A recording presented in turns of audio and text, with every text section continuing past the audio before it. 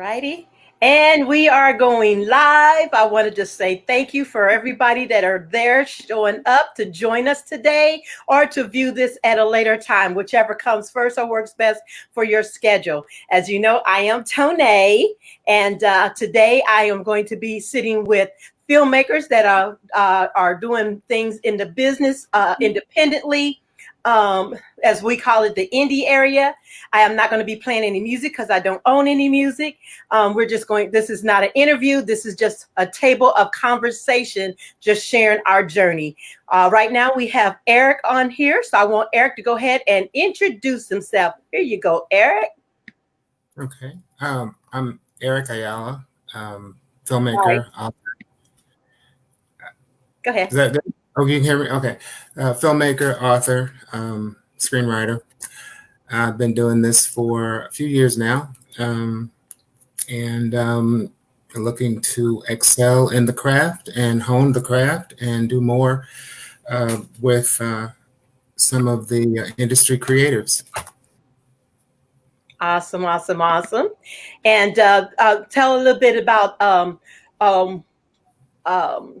your background to how you came into being a filmmaker. Well, I've been writing all of my life, basically. Writing was a way of escape for me when I was a kid, and I grew up writing, creating stories, creating characters. It kind of took on different shapes and different forms the older I got. I started writing short stories, and then that morphed into writing stage plays. And after the stage plays, I started writing longer narratives, longer stories. And when I moved here to Atlanta in 1993, I was introduced to self-publishing. My first 4 books were self-published, and then I entered in the early 2000s. I entered a national writing contest. They were looking for urban women's fiction. I changed my name. I wrote a book, submitted the book, and won a 2-book contract from Urban Renaissance and Kensington Publication. And my next 4 books were nationally published. And then I got into screenplay in 2010 when I was approached to write a screenplay. And I did that, and that turned into the movie Sunday Morning Rapture. Wow. And after that movie, the same producer asked me to write another screenplay for an idea that he had for a film called Cancer. And that film was produced and actually has been optioned by Netflix. Of course, with COVID-19 and with the shutdown, everything kind of reached a halt, came to a halt. And so we're just waiting for that to come out. So that's pretty much where I am now. I've actually finished a second screenplay for this same producer. We're looking to move forward as soon as we know we can do that safely in this environment that we're in right now. Awesome. All right, beautiful stuff right there. Oh, sorry, I'm just trying to play around with this thing a little bit, decide on which one is the perfect screen. All right, well, thank you so much for sharing that with us. Like some of you already know who's been following this chat talk for quite a bit. My name is Tone Brown. I'm an independent filmmaker. I have filmed like over 33 short films, 2 feature films, and I've just filmed my first series, which is what we're going to talk about a little bit today, is the film industry, as well as working series and different projects that we've worked on. We're just really excited to just really share with you. We have a couple of more guests that's going to be chiming in just a few. They're got some things that they're doing that's going to bring them in a little bit later than on the 4 o'clock time. So anyway, so I'm going to go ahead and start with you and ask the first question, and then I'll just kind of go back over some of these when they arrive. What do you feel is one of your greatest accomplishments in the film industry, or the work projects that you've worked on?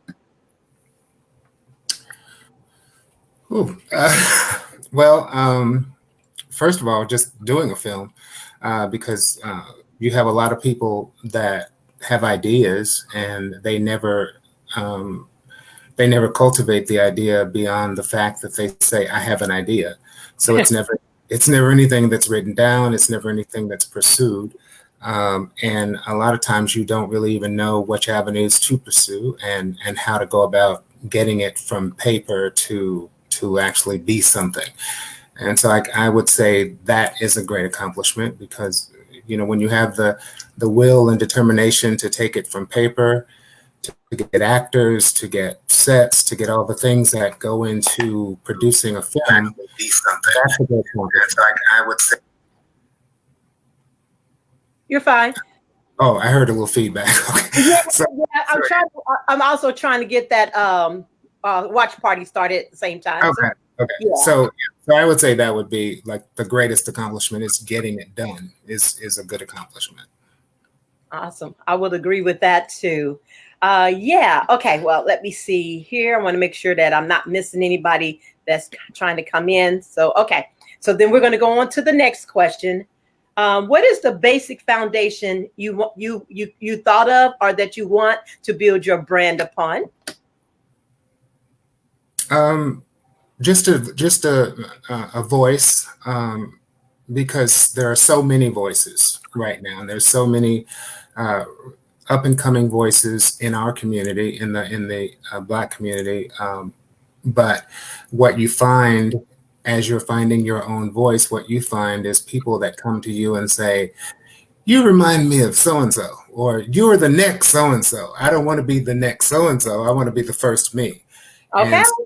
And so that is something that you need to carve out, a niche that you need to carve out for yourself, is that your voice is distinctive. I'm not Spike Lee. I'm not Tyler Perry. I'm not any of those others that have come before me. Even though they've laid the groundwork, I still want to have a significant voice of my own so that when you see my projects or when you see my work, that's me. Right. It's not comparative to say, oh, this reminds me of this guy or that guy, this woman or that. I want to be me. Ava DuVernay wanted to be Ava DuVernay. She didn't want to be someone else. She didn't want to tell stories the way someone else would tell them. And so now she has carved a niche for herself so that when you see her, she is set apart from Shonda Rhimes. Even though they both done great work, they don't do the same work. They don't have the same voice. And so therefore, there's room for all of us to have a voice. And so I think, having my own distinctive voice and not being compared to anyone else in the industry that is doing their thing, and I want to be one of those people doing my thing. That's right. That's right. And so that when you see my work or hear it or read it or watch it or whatever, that's me. Oh, that's lovely. Well, I agree with that. I even have said to people, either on my posts or doing set, you're actually coming to me as Tone Brown, who's been the creative of what I know what to do. And I should not be who you want me to be as Tyler Perry or Ava DuVernay or any other filmmaker. My thinking, my work is going to represent something totally different than what they've chosen to do, but it doesn't make it any less either way. It's just what God has given me to pursue my career. So yeah, I am so in agreement with you on that. And what I've been noticing is, they still do the same criticism towards them as they do as wanting to work with them. And I think just because they happen to have something in the mainstream, they feel like it's going to be more of a help for them. And 9 times out of 10, a lot of times the biggest help comes from the independent projects that they do, because it's work that they've been able to hone into their gift as an actor or a talent to be shown, because a lot of them may never have the opportunity to work with Ava DuVernay or Tyler Perry or any of those big mainstream names.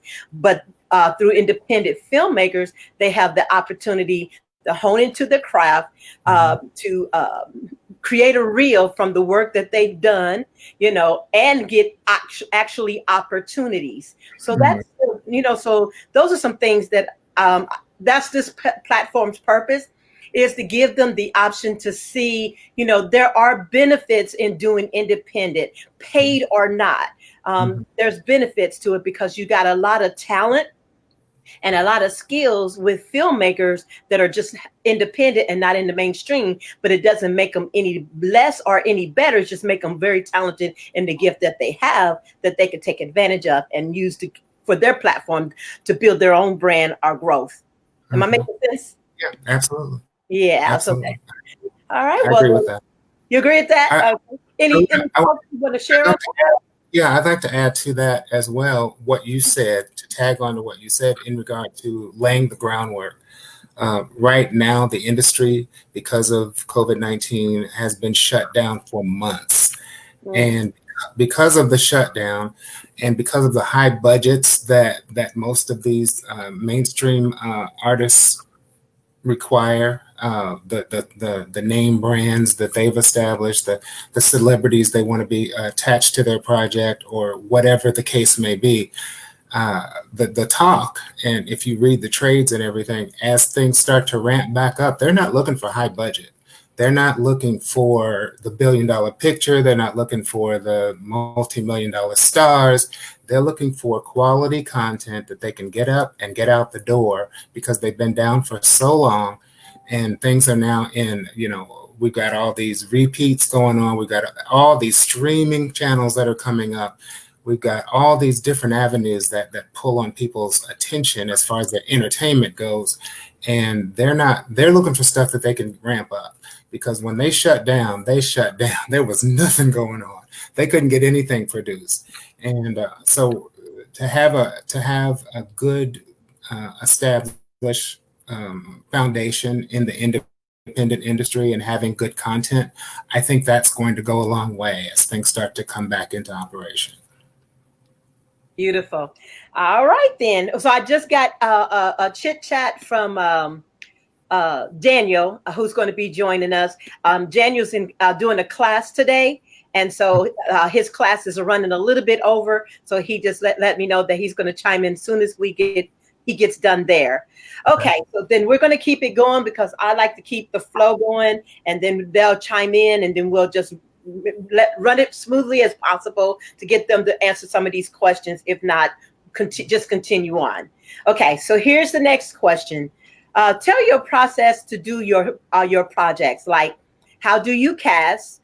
What's the quality that you look for? And about the ethics of integrity? What's important to you when you actually cast and run your project?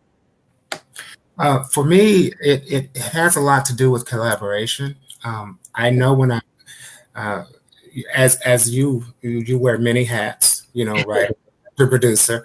So as you do, I as well, wear many hats, from writer, director, producer, and when you're writing, when the theme of what you're going to work on is conceptualized, you kind of get an idea of what you want as a whole.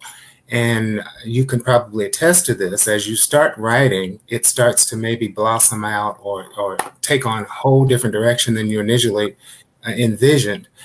So to be fluid in that, that's part of the process, not to be so dogmatic and to say, I want it to go this way.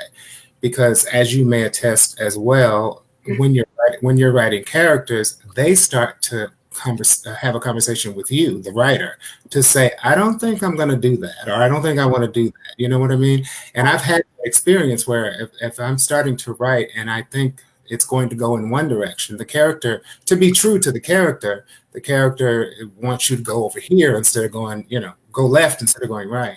And so that's part of it. And then once you get the writing done, and in a perfect world, if you had the money and you were ready to get started, you'd assemble your team, uh, because the writing is done in a vacuum, basically. Unless you're writing a project where you have two or three writers on the project, if it's just you, it's done in a vacuum.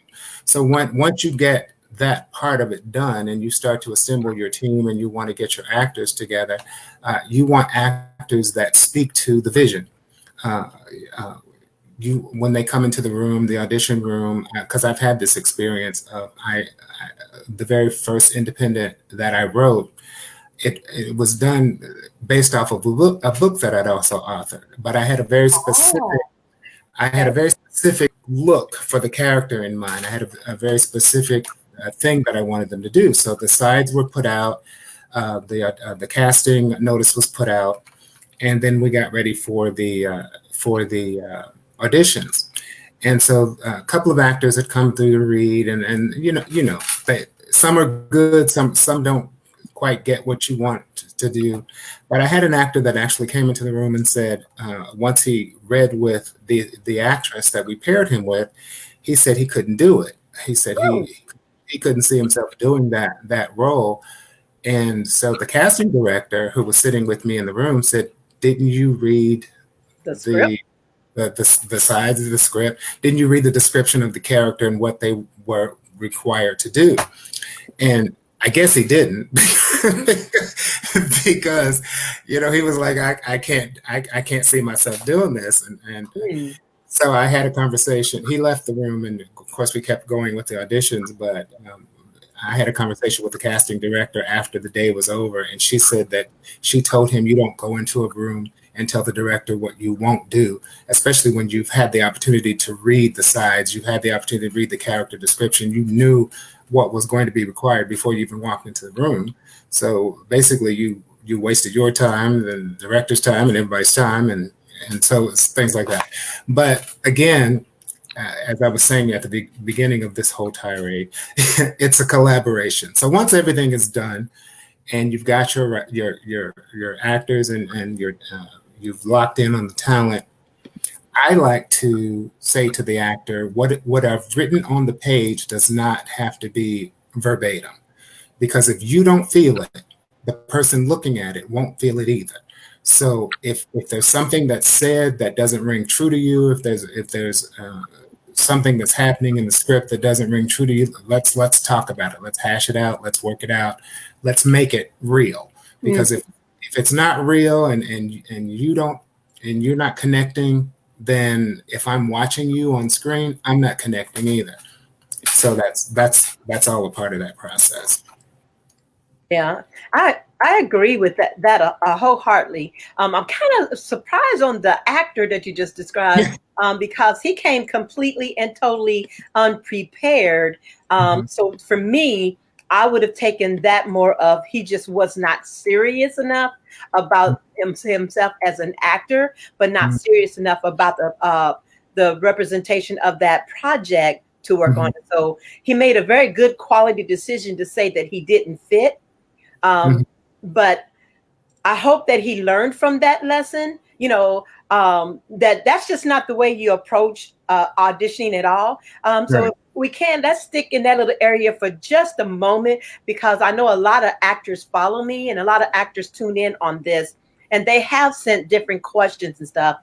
So in this area, I always like to say on every one of these, I do the chat talks, and that is, think of this as a business, but think of yourself as a brand. And Mhm. whatever audition or inquirement about auditioning, it is important for you to be able to represent yourself, because you may not even get that role, but you might get a call back for a different role. So Right. how you come across as a business person or a brand is very important, Mhm. even to your social communications. Your Mhm. social communication should not be posting on a post saying cast me, or sending an inbox saying, oh, you need to put me in your movie. No, you need to back that up a little bit and see it on the perspective, not only on your end, but also on the business side for the person that's actually running that production, whether Mhm. the filmmaker or they do have a casting director. Mhm. I know for me now, I'm working with a couple of casting directors, because I'm going to be going into a bigger project than anything I've ever done. But it working on other projects, and then this project is waking me up to, I need to help the actors learn how to communicate a little bit better, so they can have more options of opportunity, whether it's going to be with me directly or other filmmakers. And that is, you have to follow protocol. Even Mhm. if you want to post or you want to send an inbox, at least communicate and say, hey, I'm a performer, what your genre, your talent is, as you see yourself as a business or a brand, and then just say, I like to know the what is your protocol for auditioning. Don't just automatically send your pictures, your resume, whatever you send, and just say, oh, just cast me, because it doesn't work that way. You know, if you're planning to work as a legitimate actor and with legitimate filmmakers that's trying to provide quality project. So remember, whatever the way they audition, because not every filmmaker audition the same, you need to follow whatever that protocol is for that person, because then we can't take you serious.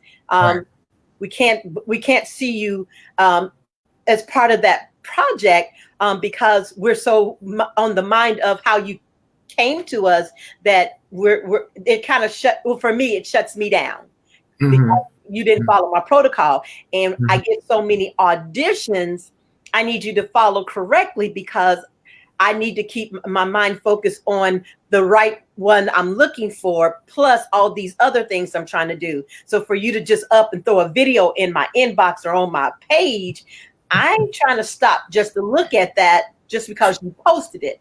So so I'm like, follow the protocol, submit it in. When I'm in the mindset of auditioning, I won't lose sight of who you really are as an actor and miss your potential because you came at me at a different direction. Does that make sense?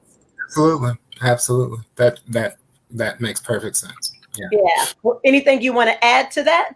No, that covered it. I think you were spot on. I think that nailed it. That nailed it. Well, okay. In that case, if there's some questions from anyone that's tied in right now that you want to have, post those questions. And if I can get to those questions, I definitely will try to answer them, or have Eric answer those as well. Okay. Now, the next question was, how do you actually select the project you're going to work on, or how do you choose the script that you're going to actually film, as a filmmaker or as a director? For me, it's been relatively, it's been a different avenue into the industry, I guess you'd say, because as I said, I've published, and now I think the count is 12. I've been published 12 books. I write in 3 different genres. I write inspirational fiction, I write women's fiction, and I write street fiction. And I write under 3 different names. And so as far as doing projects, most of them the content comes from the books that I've already published. The 3 times that I've been hired to do an outside project, the concept has been that director's concept that comes to me and says, I want you to do this screenplay. Here's my notes. Write a screenplay. And he's given me the 3 times he's done it, he's given me 3 pages of notes. And so I've been able to take those notes and craft them into a viable screenplay.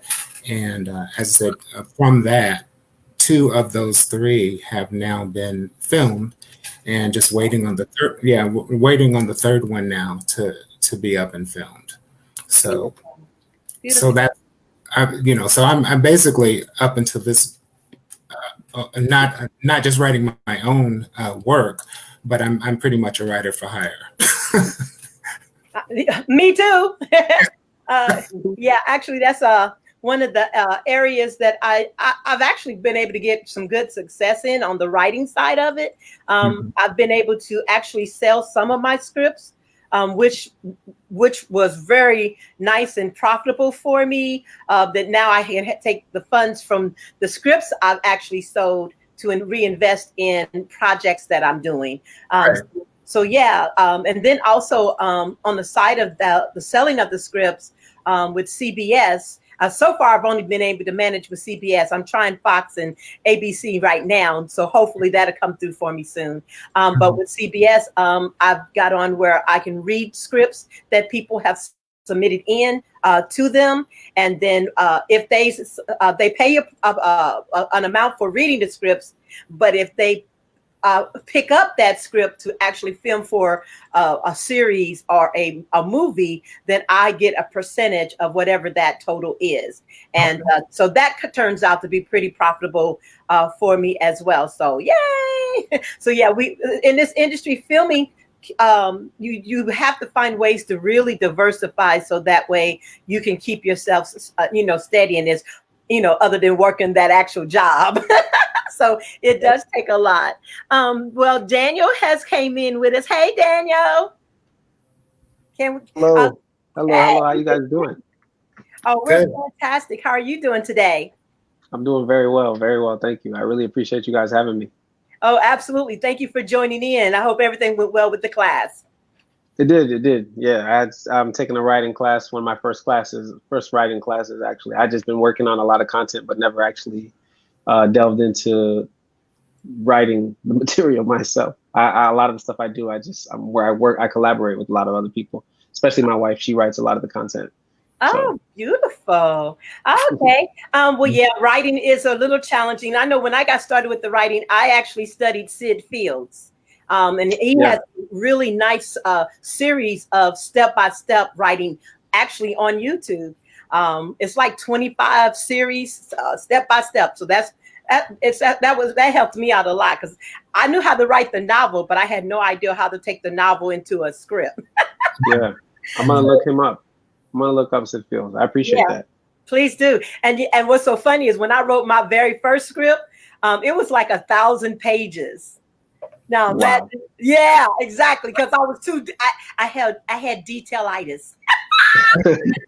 So I had to learn how to break it down and be more subtitled than just telling everything. So I hear you. It was a big transition from writing novels to writing script. I can tell you that much. But I can imagine. Yeah, but I would say I like script better. But it's all. I hear you. Okay, so we have been going for a little bit here. So I'm going to go back a little bit for you to catch you up, and I'm going to ask you the questions we pretty much already covered, so that way we can just kind of continue on. You ready? Okay, sure. Okay, so the first thing is tell a little bit about yourself, why you chose the business industry, and just a little bit of your background. Sure. So, all right. Well, I'm a 32-year-old Haitian American man. I started in music actually when I was like 10 years old. I started making music at this church. I started this Christian rap group, and from there on, I did my first album. Like it was a secular album though. I was probably around 21 years old, and looking to get some help with that album. I was trying to get some music video help. I was trying to get High School Musical had just came out on television. So I really liked it. I was really inspired by it. I was like, I wanted to do this hip hop musical thing. And I couldn't really get help from the people that were in my town at the time filming and doing web series. So my wife at the time, she was just my girlfriend, but we went ahead and bought a camera and just started shooting. And that's really ultimately when I started learning. And from that point, I didn't even really continue working on my music. It ended up being just working on films. And a lot of times working on films with other people. At some point, it became photography. That was just me learning more about the camera in general, I guess, because I don't really do that anymore. But so we've really just been creating content from that point. From that point on, I think we just did like our 4th digital series, and we're working on our next one that we want to shoot in August. And that's really how I got there to that point with the film industry. I guess in 2013, one thing I don't always mention, I leave it in my cover letter, but I started as a PA. So I started learning from this guy who was a director, and I worked with him for like 3 years, and I just, carried his equipment. I asked him a whole bunch of questions every day I saw him. I'd ask him, every day I'd see him, I had like another 5 questions to ask him about something I saw on TV, something that has something to do with lighting, something I see he's doing on set. And after I stopped working with him, that's when, the stuff that we were shooting started to improve, because I started to learn some more technical stuff that I could add, and there's always just so much stuff. So my learning with him, I think, is what helps me stay in the frame of mind that there's always more I need to learn, but that's really how I ended up getting here to this point. You don't really think about it until people ask you, but it's very funny to go back through that story. I know, right? Yeah. Yeah, I feel you there. Well, being a PA is very important for anybody. I would say if you're going to work this industry, that's one of the things you need to make sure you do, whether you're a filmmaker, actor, or you crew member, be a PA, because a Yeah, PA will definitely make sure you understand what really goes on behind the scenes and helps you know where your place is when in this business on whatever area you choose to work. I agree. Mhm. I agree. And the fact that I don't even mention this, I rarely ever mention this. I don't even think about this, but I actually have acting credits. I don't think about them because I tend to be like, I'm talking to you guys. I'm not even thinking about the acting stuff, but a lot of the times I'd be on set as an actor. I already have like a frame of mind of what's going on behind the scenes. So even for me as an actor, I might be in the scene, have something that I'm about to do in the scene. I can kind of tell what might be holding them up, or I can kind of tell what's going on because I can see the lens. I already see what kind of lens it is. So I maybe already know what kind of shot it is. It just gives me a different type of understanding. Whenever you can be behind and in front, you kind of, whenever you do choose what you really want to do, at least for that certain time of your life, you can be very informed, Right. because of Gives you both a sides. different perspective, don't it? What's that? I said it gives you a whole different perspective, don't it? Definitely. Yeah. Absolutely. Yeah, Now, absolutely. now you said something about being an actor on the other side, being a PA and understanding behind the scenes. What do you feel that it did to help enhance your acting skills, your acting performance? Sure. The technical things, like, so learning about hitting a mark, just learning that one thing, you save a production so much time. So that comes before you or even skill comes into place or whatever you do in that take. But just being able to be in a scene where somebody can say to you, a director might be able to say to you, because sometimes actors don't know what kind of pressure a director might be under or what they might be thinking. So sometimes a director might be like, man, I got 5 minutes. All right. And then they come to you and they're just like, man, I need you to just say this line. You got to hit that mark. As soon as you hit that mark, I just need you to turn around and and being able to be the type of actor that can confidently hear them and Mhm. on that first take be like, okay, cool, I got you. It's going to take me 3 steps to get there. As soon as I do that, he's going to say this, that, and the third, and I got to get out of there. The directors are going to appreciate you more. They might not even say it right then and there. They might not even notice it.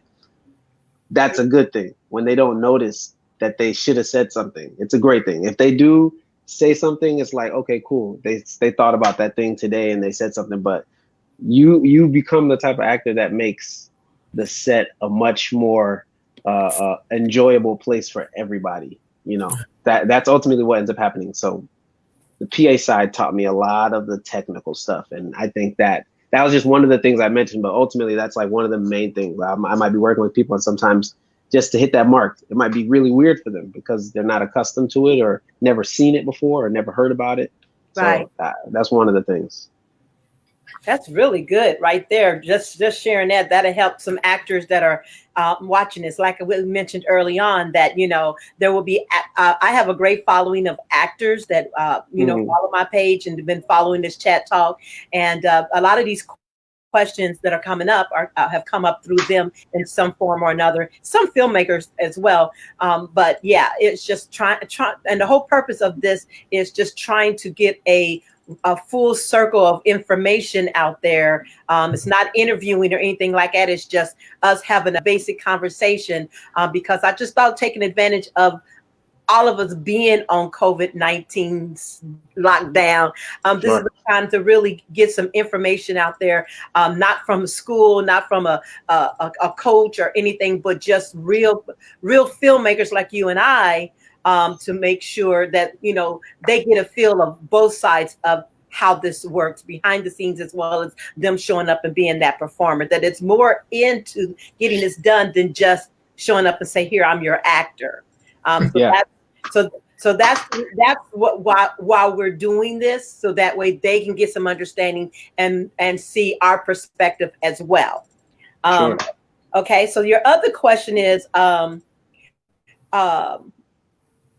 what do you feel is one of your greatest accomplishments in the film industry or the work projects that you've done? And if you want to You share know, that on the filmmaker side as well as the actor side, you are welcome to do that. as far as the actor side, I'd say my greatest accomplishment is probably, you know, I'd say as far as acting goes, maybe I went doing the Wu-Tang role. I didn't think about it, and like I said, I don't think about it much. But because of what Rakim means to hip hop, when I did take some time to kind of like think about that, I was like, okay, wow, that was cool, you know, because he meant something to the world. So that was you don't think about stuff like that when you just go into audition sometimes. Right.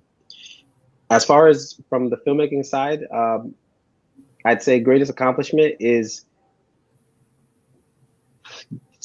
deciding to start a company and film for ourselves. That's probably the greatest thing we've ever done. Deciding to start a company, film for ourselves, and not wait for an agent to send me something. And even if they do send me something, understanding that that doesn't mean I have it. That doesn't mean anything really. That just means I get to audition, but it doesn't really mean I'm going to have this role or I'm going to get this job. And in doing, you know, starting a company and filming our own stuff, we became something. We ended up becoming something. Like, we didn't think about that when we were just getting the stuff to go film. We were just thinking about this project, but we didn't realize that, like, you know, wow, buying all this equipment and shooting this stuff just made us producers. We didn't think about that. So that I could say is, you know, because with coronavirus, I've had a lot of time to just sit down and look at things specifically and differently and more methodically. And that's one thing I've been able to say is that our investment in deciding to do it and in our discipline in doing it has started to create opportunities for us that we wouldn't have had if 4, 5, 6 years ago we just said we're going to wait, see who comes up with this audition or this opportunity. And, you know, so that's one of the greatest accomplishments is deciding to do it. Okay.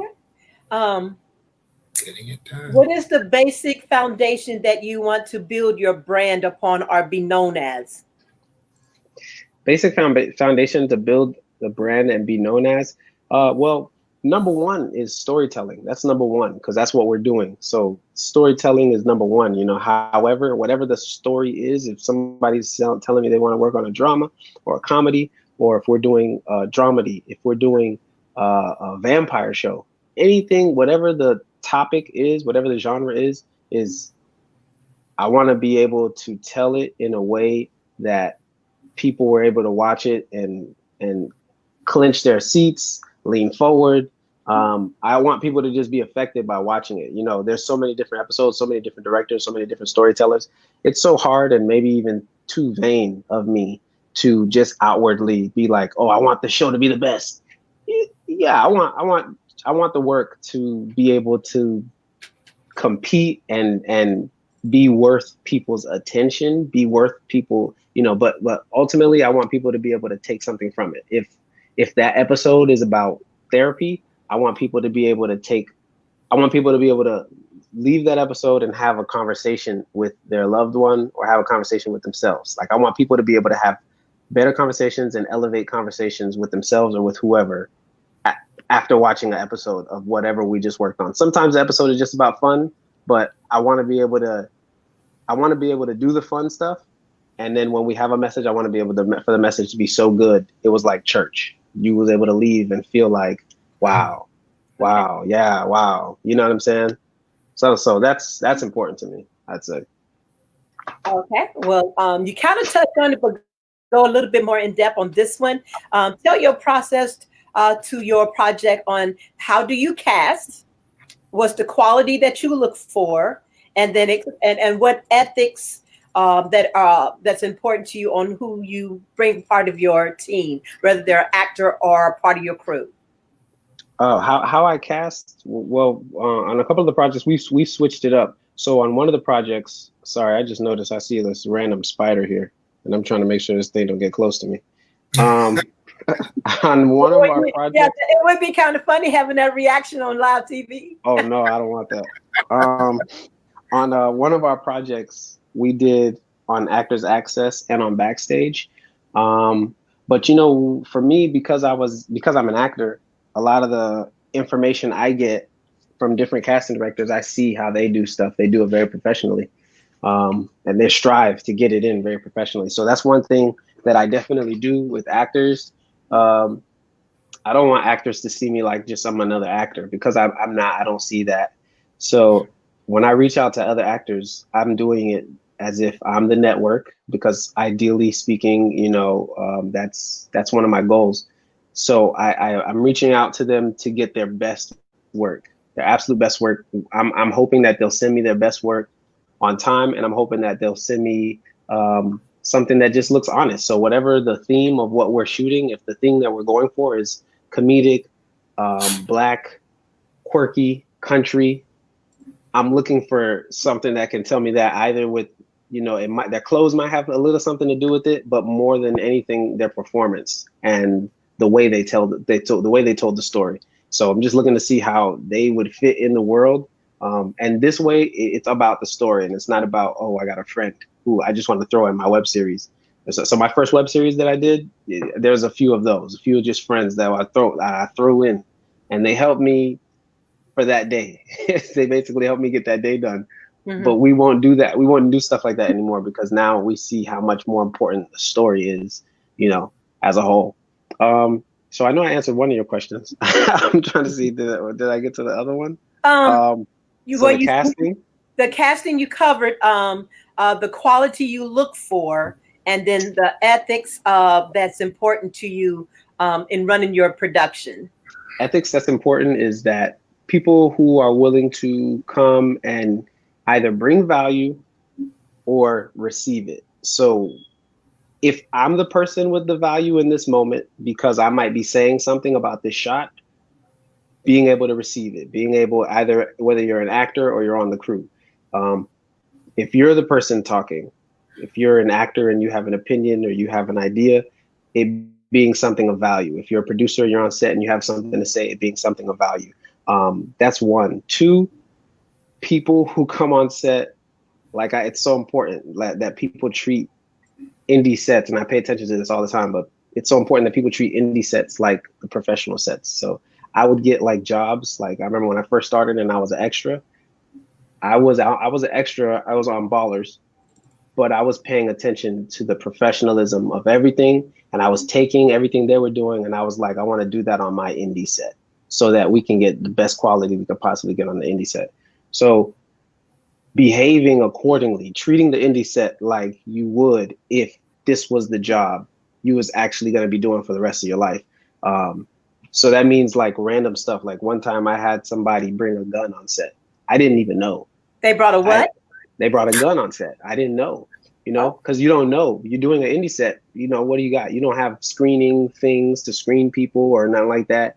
We're all, what the crazy thing about our industry is, we're literally all strangers trying to tell stories together, trying to come together, forge a family, and then tell one story. It's so crazy.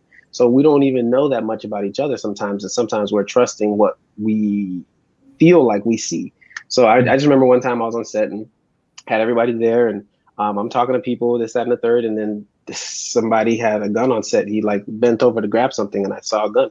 The actors didn't know. They all came. They're basically all my responsibility now. Right. Me, my wife, and me, because we're the head producers on the projects. Right. And so I have to take it upon myself now to be able to reprimand this person, do it professionally, while at the same time make sure everybody's energy is still intact. It's a lot to deal with. So it's important that everybody comes to the set in a way that they would think is acceptable. You can't really bring that gun to your 9 to 5. So you probably shouldn't bring it to this set. You know what I mean? And if you did bring it, you should probably tell the head person, it's okay to have a gun. That's not what the conversation's about. But is it okay to have it on set? And we were in an apartment, so it's a very specific thing. So basically, what I'm saying is treating the indie set like you would a professional set. And I guess that's a hard thing, because some people would go to a professional environment and have a gun. We've seen things that happen at airports and crazy stuff. So it's hard. Again, that goes back to the thing where we go to say we don't know people. So when we do meet them, when we do cast somebody, I just make sure I'm very transparent. I want people to know how transparent I am whenever we talk, whenever I have a table read. Sometimes people get up from the table read saying, this guy seems like he might bite my head off. But it's important, because if sometimes they don't know how serious you are about it, especially if you're the head person, they don't know how much money you done spent on the project. They just coming in, getting their lunch, doing their scene, action cut, going sitting back down, having fun, grabbing their phone, but they don't realize you done spent about $80,000. They don't realize that you might have just maxed out a card or two. They don't know. So it's important that sometimes they see, okay, this is very serious to this person. I gotta level up, get on that level of seriousness. So just that, I guess that's just in a way of saying I don't go on set playing. And I think if they go there and see I'm not playing around like that, we can joke around a couple times about a couple funny things that might happen, but I'm not joking around. You're not coming to set at 5 p.m. and I'm showing up at 6:30 and it's a joke. You know what I mean? Like, that's not what's going to happen. So just people being as professional as we're taking it. People being as professional as we're taking it is the most important thing. I know they come and see that we don't have as big of a set as these other guys. Right. But don't act like we're not taking it as serious as those other guys. Don't do that. You know, that's the one for me when I say that's what I look for. That's some good information. Eric, we kind of talked about it a little bit earlier, just after hearing what he had to say there. Are there any other things that came to mind for you that you'd like to chime in on? I was just thinking, you know, as Daniel was talking, it's the professionalism of the set. It's really about mutual respect. Because when I'm on set with the talent, you know, I'm going to treat you as an adult. I expect to be treated with as much respect as I give you. I'm not going to down talk you or yell at you or do any of those types of disrespectful things. And I would expect the same type of behavior from you, because as Daniel said, you want the same environment on an indie set that you would have on a big budget set. Because if you can carry yourself professionally on an indie set in an apartment or wherever the shoot is happening, when it's your time to grow and your time to shine on a bigger budget, then you already know what, you know, the ethics and how you carry yourself, and you know the chain of command, and you know the different ones that you need to not honor so much as you just know the director, you know the producer, you know the writer, the other talent in the room, and you have a mutual respect for all of those people. And as with any job, the janitor is no lesser than the highest person on the set. You treat everybody with mutual respect and get the job done and walk out of there and feel proud of what you've been able to accomplish. Agreed. Nice. Well, y'all done hit it all so good. It's like, wow. I do want to let you know that you are welcome to share the post. If you want to go to my page and click on it and just share it. Right now, I got it live as a watch party, as well as us doing this streaming here. So if you want to chime in, some of the people that follow you, you are welcome to share that. So that way they can, if they have questions they want to ask you or chime in and just enjoy what you're sharing, please do that. This is for you as well as who's on my page. Okay. Daniel, one more. Here we go. Well, you almost kind of answered this, but you didn't go in great detail. So go in more detail on this one. How do you select the project or the script that you're going to choose and film? Because I know you said you're doing studying on writing your own material now. So how do you select the materials that you've chosen to film? Wow. There's only like a couple other times. Well, I'd say maybe four or five other times where I shot somebody else's stuff. For the most part, I'm always shooting whatever my wife writes. So it's not too difficult for me to select whatever we're working on at the time. We end up shooting. Like, we do have some stuff that we're working on that we haven't shot yet, maybe because the budget might be crazy, or maybe it's something that she's working on, still developing more, and we're gonna keep on kind of just beating that one out. But yeah, for the most part, I just whatever we're writing at the time, that's been our model though. That's been our model, and I think that's been very useful for us. We haven't really been trying to screen ourselves in a sense because it's so easy to, and I did it so much in my music growing up. You know, I would try to be so perfect, like, you know, let me not release this yet. Let me not do this yet. And I've just gotten away with that, been more so in the mind state of really paying attention to people like Tyler Perry. I feel like he's really been giving me a lot of information. He's been letting me know, like, just do it. Don't worry about it. Don't worry about this. Don't worry about that. Don't worry about if anybody likes it. Just do it. And so I've literally just I've been just forcing myself to only think of that every time I see an idea. I see something that makes me think maybe not. So as soon as I start thinking maybe not, I just start saying Tyler does not care. Tyler doesn't care. And after I say that to myself, I'm like, okay, I got to remind myself that he is successful and he's somebody that does not care. And I got to just keep reminding myself, don't care. So in the midst of doing that, we go shoot stuff. And I just focus on finding the gold that's in that stuff. I don't even think about that stuff being perfect or being like, because I'm not going to act like I know it all. I'm not a full-blown network. I'm going to behave like one, but I'm not. Right. So I don't have the heads of 10 different departments that can maybe come in and say something about that one scene because they might have gone through something in particular. I'm just going to look at it and keep dissecting it from the point of story, from the point of visual, from the point of directing, or from the point of acting and editing. I'm just going to look at it and keep thinking, what's the best way we can shoot that? And when I just think from the standpoint of a solution-based mindset, I take away all of the things I would have possibly missed by not doing that story, by not shooting that thing. And then if something happens and it gets picked up, they can reshoot it again and do it better.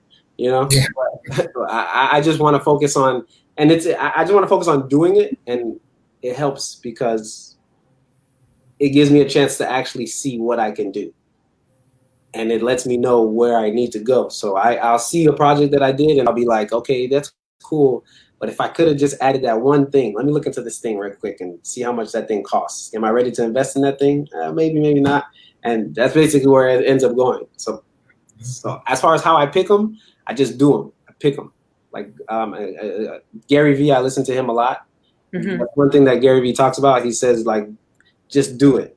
Don't think about what it is. Just do it. And because I'm doing that, I think it's helpful. It's just giving me a chance to get more information on myself. Get more information. You know. Mm-hmm. So I'm just doing it. Whatever script that comes across my desk from her right now is something that could possibly get shot. Gotcha. Okay. Well, that brings forth a question for both of you. We're caught up now, but a question just popped up from what he said, and I want you both to kind of chime in on it. And I'm going to be honest, this light on my back window is kind of annoying me. I'm going to fix that while you talking. I ain't going to try to pretend. It's like driving me batty. But I wanted to ask the question on, now I can't remember my thoughts. Hold on, let me go back. I actually like that light. You do? Why? It just because you're in the middle of it. Oh, that's funny. I thought you did that on purpose. Nah. I had a thing up, but the lighting, to brighten me up, I had to have the lights to flash there. They're directly in my eye. But now I got to remember the question I was going to ask you now. Do you remember what you said last? What was your last sentence? Oh, I was just saying, as far as like the scripts, which ones I choose, whatever comes across my desk, we're liable to shoot it.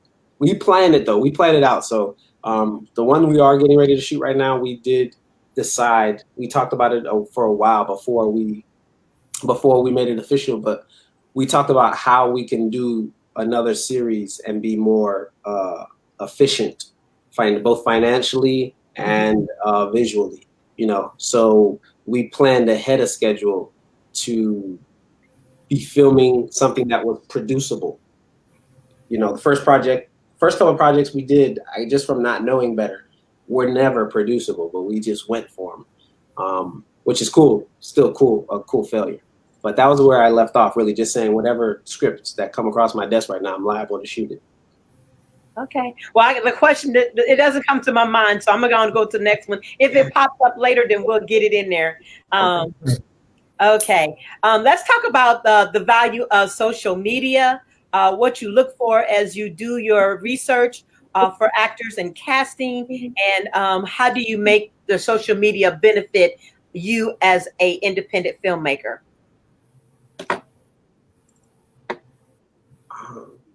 Uh, I don't know. You know, when I first did my first project, I used to want to use their social medias. I don't do it anymore. I used to want to like be like, you know, guys, if you do, you know, I used to. I guess my first project, I used to kind of have a false sense of expectation that they would want to help or promote or market. I do think it would be an actor's best interest to do it. But I do think that we are at a time where people understand that their social media is a form of a business.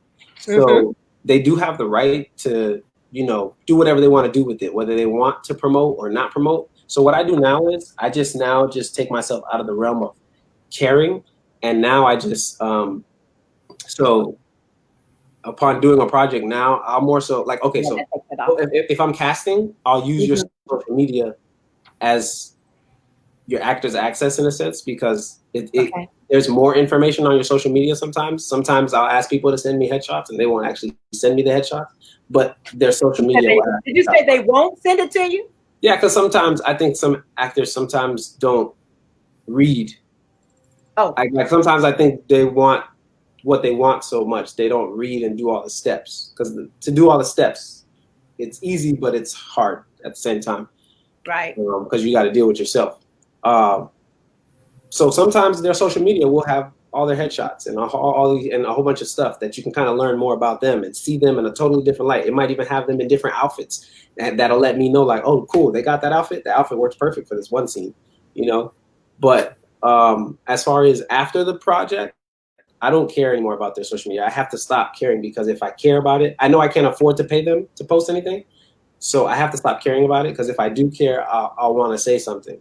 So instead now I just, like, if I have clips, I'll cut up clips for them for their reel, but I also cut up clips that are brand specific and give them both. And, you know, if you do post this one, but you can also have this one for you. And I just move on about my business. That way I don't even get stuck thinking about something I can't control, because it'll frustrate me if I think about the fact that they could post but don't, or, you know, I just have to just let them do whatever they think is the best way to represent themselves. Okay. Eric?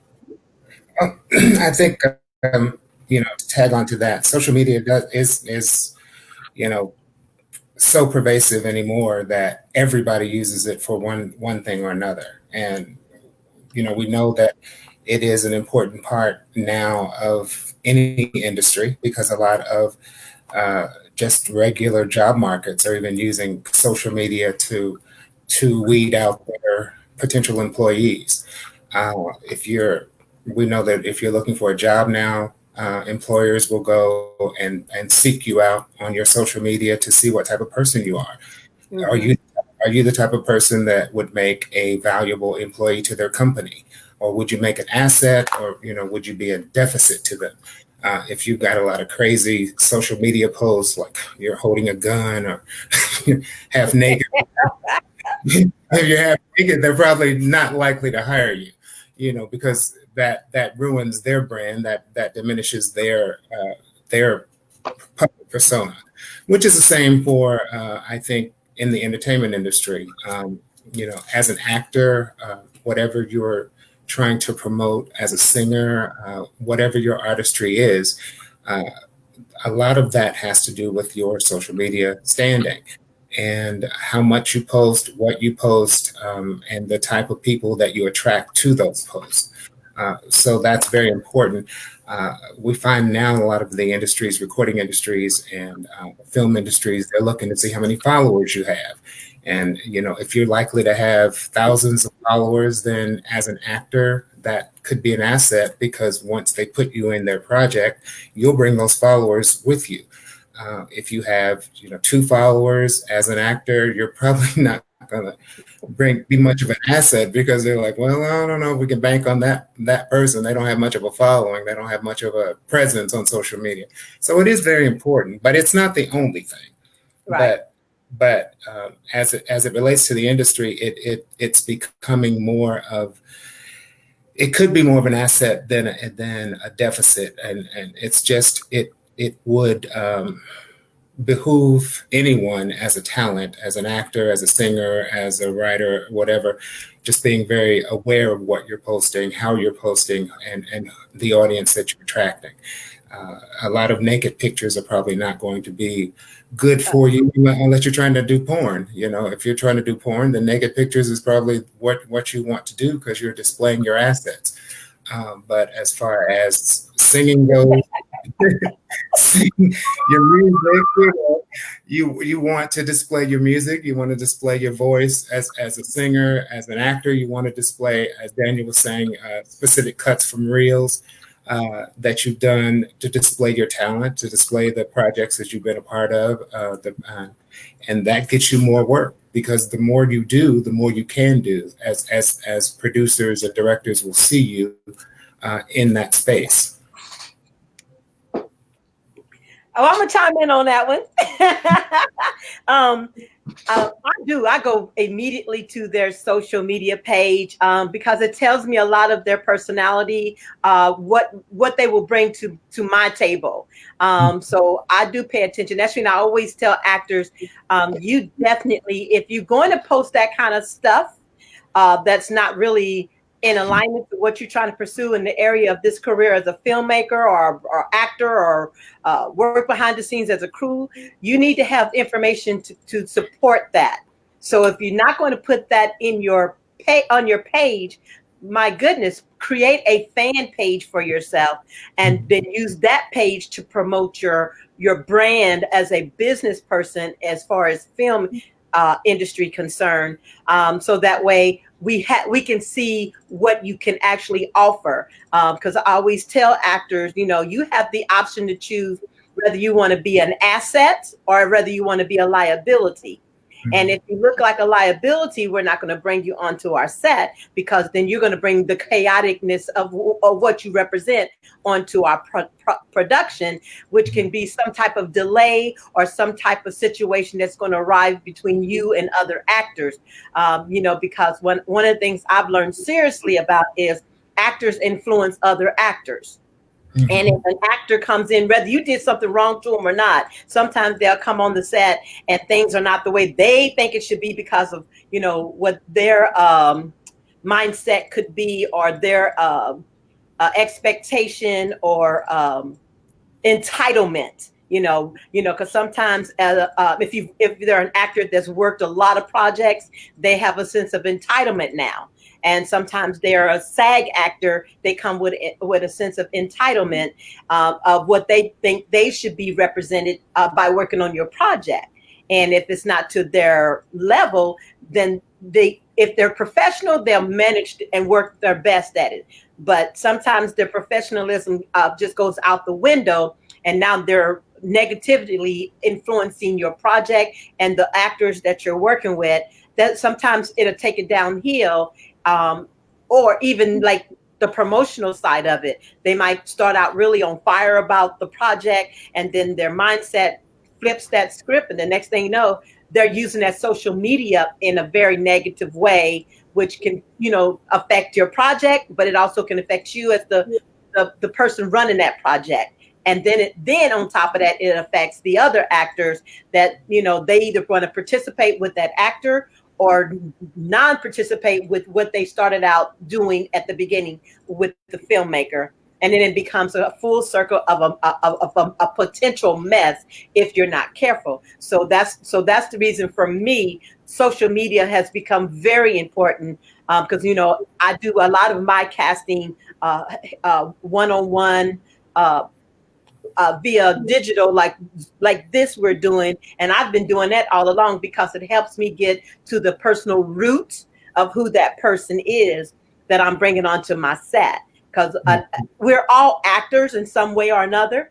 And I always remember when you're auditioning, you're acting. and you're trying to make me see you not only as my character, but you're trying to become part of my brand and around my circle of my production.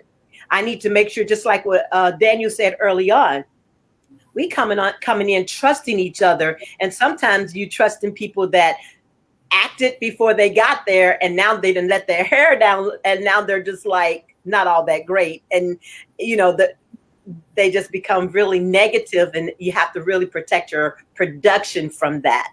So the social media has really helped prevent that for me. Absolutely.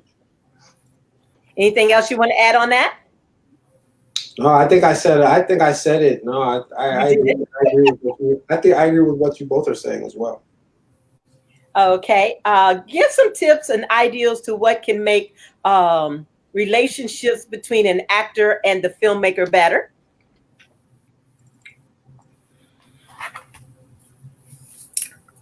For me, it's being on time, being professional.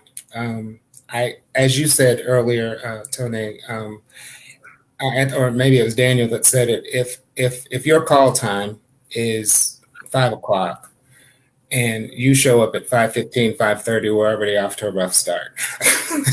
That's for me, because I know I have a thing about time. I'm always early. I don't like being late. Being late throws my whole rhythm off. And so that's what I expect from other people as well. So if you're on time, if you're a professional, if you're ready to work and you put in the work, then I'm all in. Because as a filmmaker, as other the more high end filmmakers, Tyler Perry, Ava DuVernay, and all of those, if you're good for their project, they will bring you on consistently to other projects. And that's the way I like to work as well. If I have actors that I like working with, that like working with me, then as I go to a different project, I will bring them onto that project and let them know there's a part in this project that they need to come for. And I will definitely, recommend them to, if I'm not the director myself, I would recommend them to the director or to the producer, whomever, because I have built a relationship with that actor. I know what they're capable of doing, and I know that they're capable of doing the work and doing it well. And so I want to work with them consistently and keep bringing them on if they fit to whatever project that I'm currently working. Definitely. Okay. I would say be on time, know your lines, and maybe this one I don't think is going to be a big favorite with actors, but this is something I've thought of, and it's going to sound crazy, but find a way to be a partner. I think a lot of actors have a state of mind that have an energy of taking or receiving, and they give between action and cut. A lot of times they don't find where they can give after action and cut or between the other times in life. And when I say that, it's this is the part that I say would actually sound crazy, but if it's an indie project, look to see where you can help besides just acting, because yeah, you talented. Yeah, somebody asked you to come do this. Yeah, you came on time. Thanks for that. Yes, you knew your lines. At least have that. That's the bare minimum. That's the bare minimum of what you absolutely need to be good. But to excel, I think to excel, you have to find a way to service many people besides yourself. So if you see somebody and they're producing a project and it's an indie project, see where you could be a partner. You know what I'm saying? Yo, you need help with lunch? You want me to help you out? You help y'all out with lunch? Because you might not realize it, but these people that are producing it, they might end up being the next Issa Rae's or Lena Waithe's, and they're gonna think about you. They're gonna think about the fact that this is not just a regular person. This is a dude that could be a potential producer or a potential something. You know what I'm saying? They didn't just act like an actor. You know what I'm saying? If you come and you just act like an actor, people gonna look at you like you're an actor, and we're gonna put you in that category, and that's how they're gonna see you. Every time they call you, nah, we just need you to come do these lines, and then you can leave. But otherwise, if you're the type of person that you more so are like, yo, can I help y'all with lunch? Y'all need help? Can I help y'all clean this up? Or anything, you know what I'm saying? Y'all need help? PA, you need help? Those people, I feel like they're gonna be more the type of person that a filmmaker is gonna be able to be like, I want that guy on set. I don't care what role you give him. Give that guy a role. Give her a role. She gonna do something. She gonna help. She gonna make a difference. She's gonna bring some value. So I think that's a great way. I don't know if that's gonna ever happen. I don't know if I don't know how often you gonna meet those types of actors. That doesn't always happen, but it does. And I think you just got to go through the numbers. And one out of every like 25 actors is gonna be like somebody that you're gonna be like, I like this person. Like I wanna, like you said, Eric. Like I'm gonna bring you back. I gotta work with you again because I already know what I'm getting when I work with you. You're gonna give me, you know what I'm saying? I'm getting 80 to 110% out of you all the time, and even your 80 is better than other people's 100. So I'll take your 80. You know, I feel you on that completely. Eric, you think you want to chime in on that? Well, Daniel has kind of co-signed and agreed to what I've already said, so I'm good. I said everything I needed to say on that subject. Okay, well, I'm gonna chime in on that a little bit because I want to give you some hope and encouragement of knowing, yeah, Daniel, it can happen. Every one of my projects, that's how I run it. The actors that I've been so blessed to work with, at some point, not only come in as being the performer, but they come in as a family team to work together with me to help make it happen. I have actors that's come in to be the crew as well. When they're not acting on scene, they're actually helping me, carry the camera to which scene that needs to be done, helping me in setting up the lights to make sure the lights are right. Even comforting me to, I don't like to sit down because when I get in that zone, I'm just with that camera and I'm just going for that scene. So they even go to the next level of make sure that I am actually well taken care of, whether I need some water or whether they need to be bringing a chair to make sure I sit down. And it's really been a blessing from the very beginning of me filming each individual project. And I think that's why also I don't push myself on, I gotta have a crew because, like I said early on, I really take the time to interview my actors as well as auditioning them to see what kind of characters they have. And then I'm a prayerful person. I even pray over my actors, our set, myself even, just to make sure that, I invite God in to make sure everything goes in the direction it needs to go. And a lot of times, I cast early on so actors can have enough time to wean themselves out. So that I don't really always have to let them go because actors can be impatient because they want it now. And I don't give it to you now because you want it now. I give it to you when my set is ready. Right. And of course, I would absolutely love to have a good crew to be working with me. But I learned everything necessary to run a set from beginning to end. So that way, when I, bring on a person to work on the set, they doing what I need to have done. Because you have some that'll come on set and they come to have a conversation, or they come starstruck, or they come kind of lazy. And I'm a grinder. I'm a real hard worker, and I have high expectations of those that I'm going to bring onto the project with me. And I look for them to come looking at this as a business, not for playtime. And so I try to communicate, all of that up front so they know what they're coming into when they're coming to work with me as Tone Brown. And don't expect Tyler Perry, don't expect Ava DuVernay, don't expect Steven Spielberg. Don't expect any of them because you're coming on Tone Brown's set. And I run my set the way I need it ran to help me function the best I can as that filmmaker, director, business person that you're looking to work with.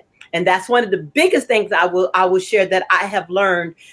Actors that really want to stick with you and work with you, give them what you expect from them to give to you. And that's you running your business as a professional person, as well as your set, and as well as dealing with them. And then I find that I get the best result when I let them know that I'm just as serious in doing this and running this as they are.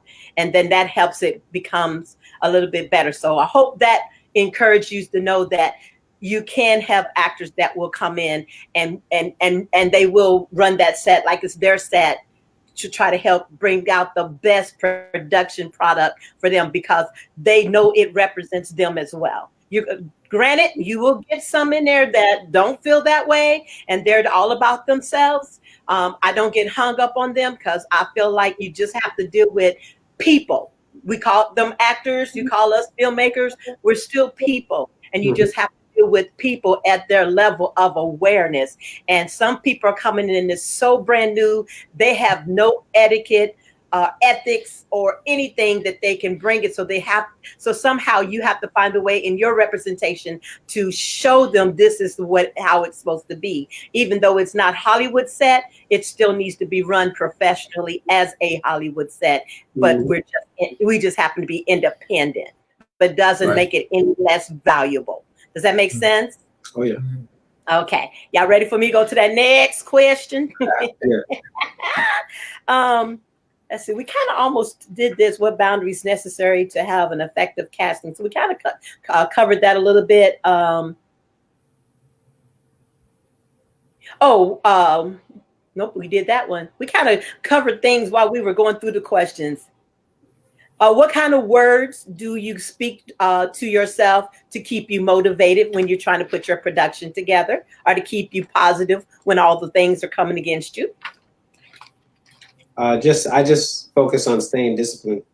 If I just do what I have to do every day, there's really not much more I can do. If I just do what I have to do, I already planned it. Just do what I have to do every day. Couple of days, there will be a couple of days where there might need to be a couple miracles, some problem solving skills might need to take place, but just do what I have to do and don't even focus on anything else. And that keeps me in order. My focus for me when I'm on set or working on a project is just personal integrity and work ethic. For me, I know, as you said, Tone, I know what I can present, and I expect nothing less from the people that I'm working with. But if we have a good working relationship, then when I call an actor for a different project after we finished a project, if they know me and they know that I've given them the courtesy that they're due as a talent, and I come with my work ethic and I come with integrity, I know that they'll be willing to work on another project with me, or the next project with me, or the next one down the line. So my main thing when I'm doing a project is, for me, I just tell myself over and over, whatever the situation is. And Daniel talked about having to use different coping skills, or different skills if you have to identify a different problem. My main thing is, I can do this. I've proven that I've done it, and I can do it for the next thing and the next thing and the next thing. I can do this. I just tell myself that over and over. It's powerful. Okay. What was the hardest transition for you coming into this career, or changing jobs to get into the industry? Maybe just learning about post-production. Just learning about post-production and how much it costs, how long it takes. Post-production has probably been the most time-consuming experiences as far as it pertains to stuff I've had to learn in film, I'd say. Eric? I think just, you both spoke on this, learning every aspect of the project from beginning to end, because because we're in the indie film industry, there are so many different things you have to know. There's so many different things you have to do. It doesn't stop at the writing. It doesn't stop at the casting. You may have to be that cheerleader for that talent that doesn't want to put it in that day. You may have to be the counselor. You may have to be the ride share. You may have to be any of those different things. So I guess the hardest thing to do, and I won't even say hardest thing, it's just getting your mindset into whatever it takes to get it done. That's where I am in my thing. So it's not, I never want to be the one to say I can't do that because, oh, I'm the writer, or I can't do that because I directed this, so I'm not going to sweep the floor. I'm not going to, or I'm not going to go into, the post-production room because I don't want to deal with those people. You just have to get yourself, for me, in the mindset that whatever it takes to get this project from start to finish, that's where I'm going to be. Well, let's talk a little bit about post-production.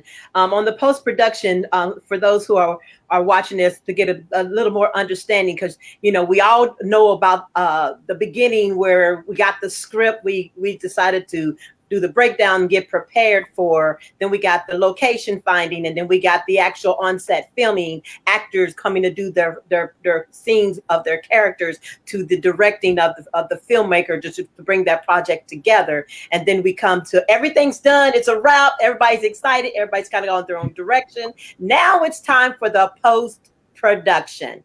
And so sometimes you get actors that contact you or overly repeat to you, well, when is it coming out? When is it going to come out? Because they don't have understanding what happens after I'm done filming. So let's kind of give them a little open door of what it's like behind the scene when you go into post-production. Because I know for myself on post-production, I have to literally sit and I have to watch all the footage that we filmed, break down all the footage, categorize them so I know what scenes we need to go to what scenes. And sometimes there's footage that's been, scenes we've done maybe 10 times. So I have to watch all 10 to make sure which one is best to fit to connect to the next scene or continue from the scene previously.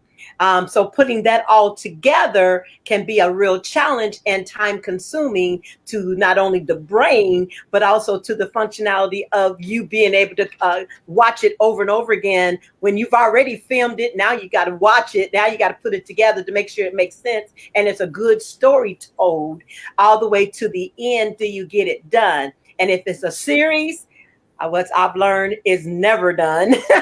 But when it's a movie, getting to that beginning, that middle, that end, getting that good subject that'll be entertaining for the viewer. So on that perspective, I wanted to share that part for you to kind of generate your brain to what direction I'm trying to go with this. Talk a little bit about your experience on post-production so that people can understand what it is for you as a filmmaker in post, whether you have an editor or whether you are the editor. Don't all jump in all at one time.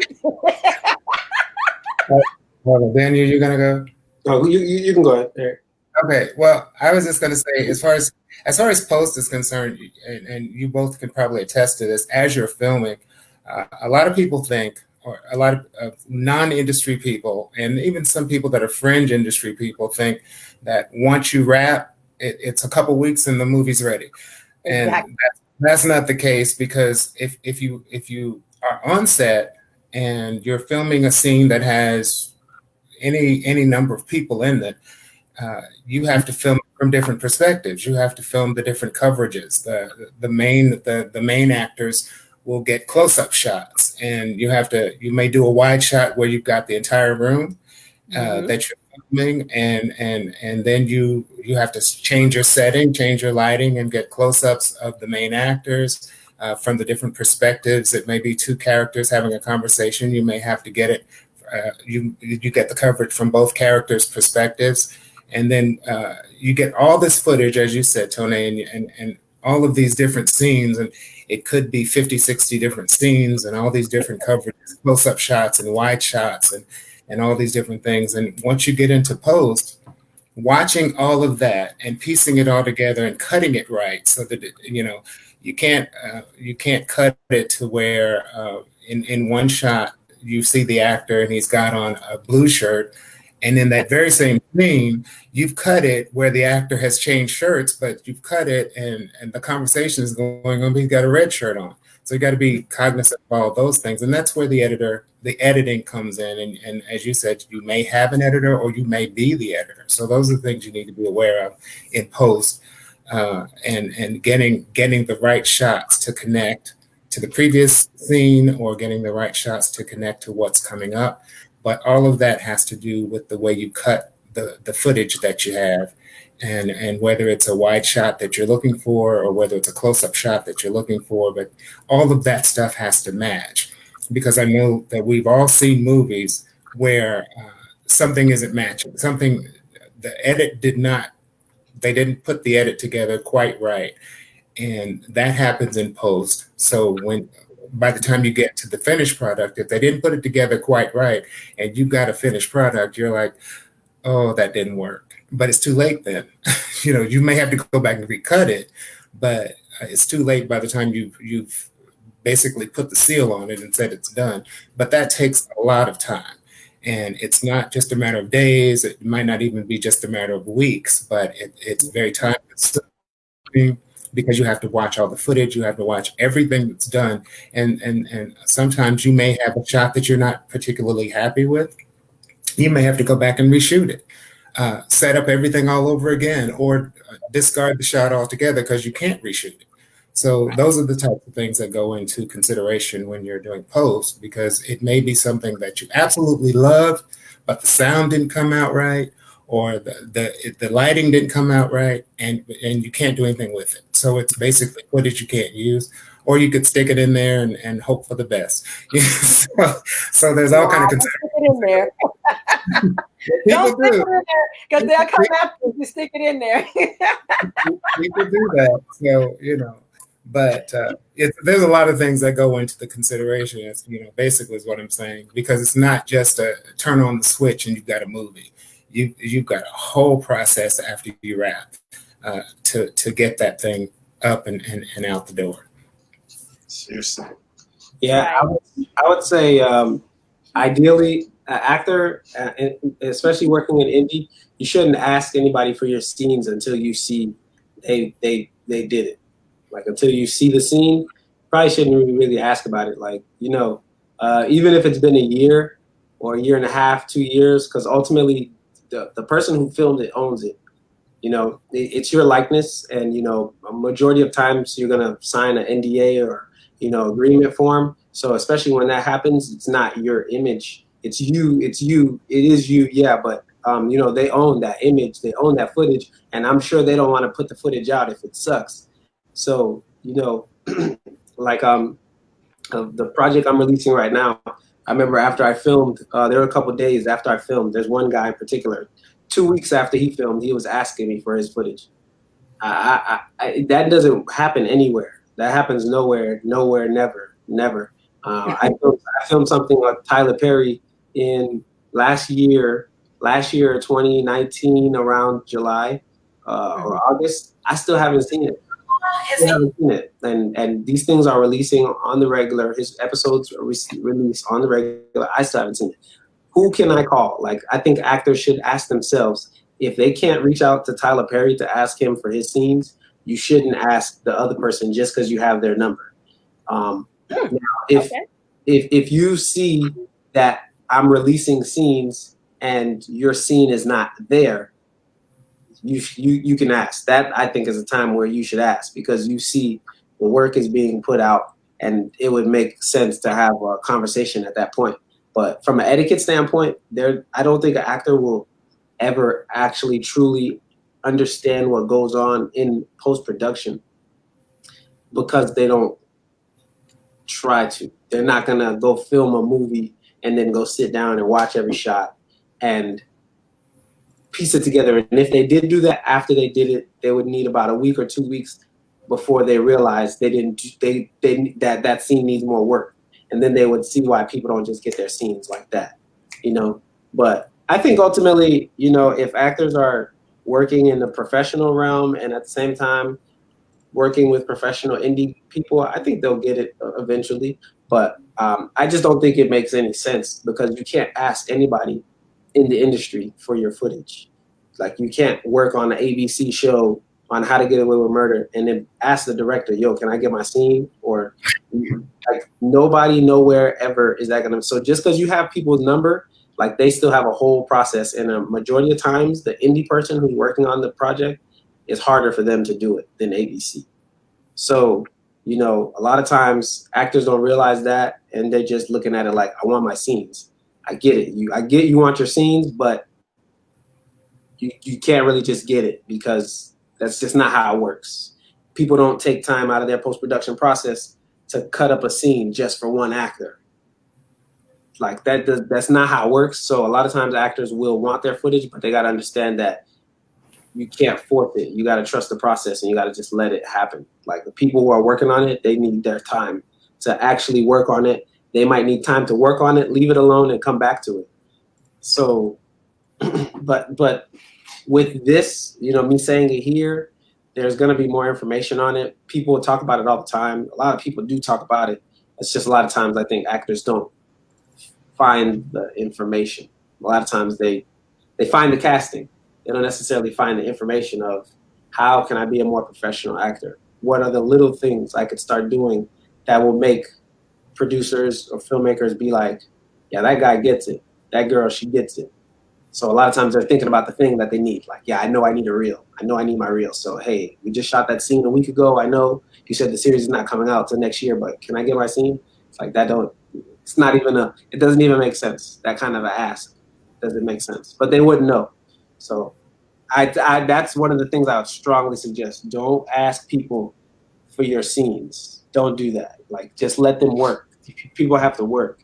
They got to do their thing, and they got to do it in the name of the project. They might give you the scene way before the project comes out, and then the whole theme changed. Now you got your scene, and you done dropped your scene, and people kind of know about something that's happening because you got your scene and you dropped your scene way before the thing happens. Like, let the people who produce the content, let them figure out what they got to do at that point, and then, you know, you'll get your work. But that's what it is when you're laying a seed. If you plant a seed, you can't walk out there the next day and ask and you know, the fruit's not going to be there the next day. It doesn't work that way. You got to go out there, water it every day. You got to go work on another project, see what else you can do. And the more work that you do, work begets work. Soon you'll be able to look up and have an email filled with a whole bunch of reels and a whole bunch of clips and a whole bunch of scenes. But if you only have one scene that you're waiting for, that means you don't have enough work you're doing. That means you got to go work more. And one of those people will be cutting up those scenes fast, and you'll get one of those scenes fast, or just keep on doing work until you get scenes. There are some people who even do scenes. That's all they do. So they'll literally, you can have a 3-page scene and they'll film that for you, so you can have that. There's some people that do that specifically just so you can get a scene. So there are a lot of actors who start putting a lot of random pressure on filmmakers. That is something they should look into instead. They should produce their own script, write the 3 pages, get it to somebody, pay the $300, $500, however much they charge, and get the scene. And they'll get it straight to you, because they're not worried about the whole movie. They're just worried about your scene, and then they're gonna get it to you right away. So that's a great formula for actors who just want a scene. But if you're gonna bring like that sporadic pressure that you might bring sometimes to the producers or the director, hey, when do you think I can get my scene? Do you think it's possible? Because I got a thing I want to do. It doesn't work that way. You know what I mean? I gotta shoot tomorrow. I gotta go do some pre-production. You think I got time to sit down and now go cut up a scene for 3, 4, 5 hours so that you can submit it? That you can't do that. So if an actor needs their scene, find the resources. Go look for the people that are specifically just going to work on your scene. But don't be thinking about your scene so much in the middle of this big production. It's a whole big production, and you're thinking about just your scene. It's almost selfish and laughable and crazy. And I tell a lot of actors that. A lot of times when they ask me, I tell them, no, I don't have time to do that right now. You're going to have to wait. That's not how it works. They don't know that, because a lot of times maybe they didn't get a job working on Dynasty, where I know not to ask. I know not to be the person asking that question, because I already know what they're going to say. Maybe I asked it a long time ago and I realized it a long time ago, but because I know better, I do better. So a lot of times when they say it to me, I just let them know. You know, that's why I'm making a point of saying it right now, that whoever hears it knows they're not going to make that mistake, because they're just going to end up making the filmmaker look at them crazy. Like, bro, really? You think I got time to cut up a scene for you, bro? So Okay. Well, I guess I'm just all hard because I do. I actually, once I get done with filming, now I don't do it like with a quickness, but I do purposely try to put some of the scenes that actors have done, especially if I'm filming and I see a scene that they've done and I know that is a great scene that will be support to them. I'm about my project, but I'm also about my actors because I know that they have. A goal in mind, just like I do, and I feel like they are a gift to my project as well. So I try to accommodate them the best I can. Seeing that I know everything from beginning to end, I make that time for them to get reels. So when I'm filming, I make notes. If that's a good scene, I write that scene down, put it off to the side, keep on doing my project, get it done. And then, of course, I take my rest time after the project because, I'm a one woman show on set. I don't have a DP. I don't have a AD. I don't have a PA. I don't have none of those things. Sometimes there's been projects I have, but sometimes I find it a lot easier for me because I have such a focus. You can't keep up with me when I'm on set, and actors will tell you, and that's the reason a lot of them jump in to be like, okay, I'm going to help out Tone because she is running this thing, and then they'll just do whatever I need to have done. But at the end of when post begins, I will literally take and put a reel together. It'll be only like a quick 2 to 3 minute reel. I'll just go and put their scenes in together and put it out there, and then I just throw it on Facebook. If I don't have time to do that, then if I'm going to do a quick trailer of something like that of the scenes, I'll put the trailer on my Facebook and I'll say, look, you see it on there, it's yours. Go create your own reel. I don't need to do it for you. You can do it yourself. And a lot of actors know how to do that stuff. And which, I'm like, if I post it on Facebook, I don't care. Go on and take it and do what you need to do because I already know how I'm going to put that project together. And if there's any change or adjustment to that, then it's just a change and adjustment I make. The bottom line for me is, do I have a good production story from beginning, middle to the end that my viewer is going to be able to enjoy? And in far as distribution, because I do think of distribution in my process as well, will my distribution fit the direction I'm trying to take it? Whether I'm going to put it to YouTube, Amazon, Netflix, or whatever opportunity God presents for me, I've always got all that in mind. I want to go back on some of the posts that we talked about earlier that Michael Melvin posted, and I was thinking in my head, but we were in sync with each other, so I wanted to make sure I mentioned this, and that is, I do have continuity person. That's one person that is going to be there to make sure all the actors are matching whatever the next scene is. And if you do your breakdown properly of your script, your continuity will match. So what I do is I have a breakdown of my scenes, and I film that scene at that time so everything stays in match. And I don't let actors go and change until I'm ready for the next scene. And then I make sure all those scenes are done before I go to the next scene of any type of change. So even if I mix it up a little bit, I always make sure, hey, actors, because I'm really good at communicating with my actors to make sure that they do what they need to do for themselves as well as for the project. Because I even have a chart for most actors. This is what you're going to be wearing on this scene. If I switch back to that scene, you need to go back and make sure you match all of that. And so far, so good. The actors have been good with that. One of the things I've just recently learned in editing through Adobe, I'm sorry, I got this little net that's like joining the live feed. But one of the things I have learned is I've been doing a lot of color correction. And one of the things I just did that was really like the coolest thing for me, from the way they had the right clothes on, but for whatever reason, from the lighting and the positioning through the day, the clothes turned out where what was purple looked blue. So what I learned in post was how to design, mark around the area that the color did not match the original scene. I was able to change that color to match it, which was pretty cool. And then also like one guy, he had his watch on in one scene. it was irritating his arm, so he took it off during break but forgot to put it back on. I was able to take that watch in the Adobe and moved from the other scene onto his arm in the connecting scene, so that the continuity stayed consistent. So it is important to have a continuity watch when you're filming, but also to be able to have a script supervisor if you can afford one, or if you can have a friend that will come and then have it laid out for them so they know how to do that continuity, but also communicate with the actors the expectation on how the set is to be ran, so that way when you get to post production, everything runs in a decent order for you.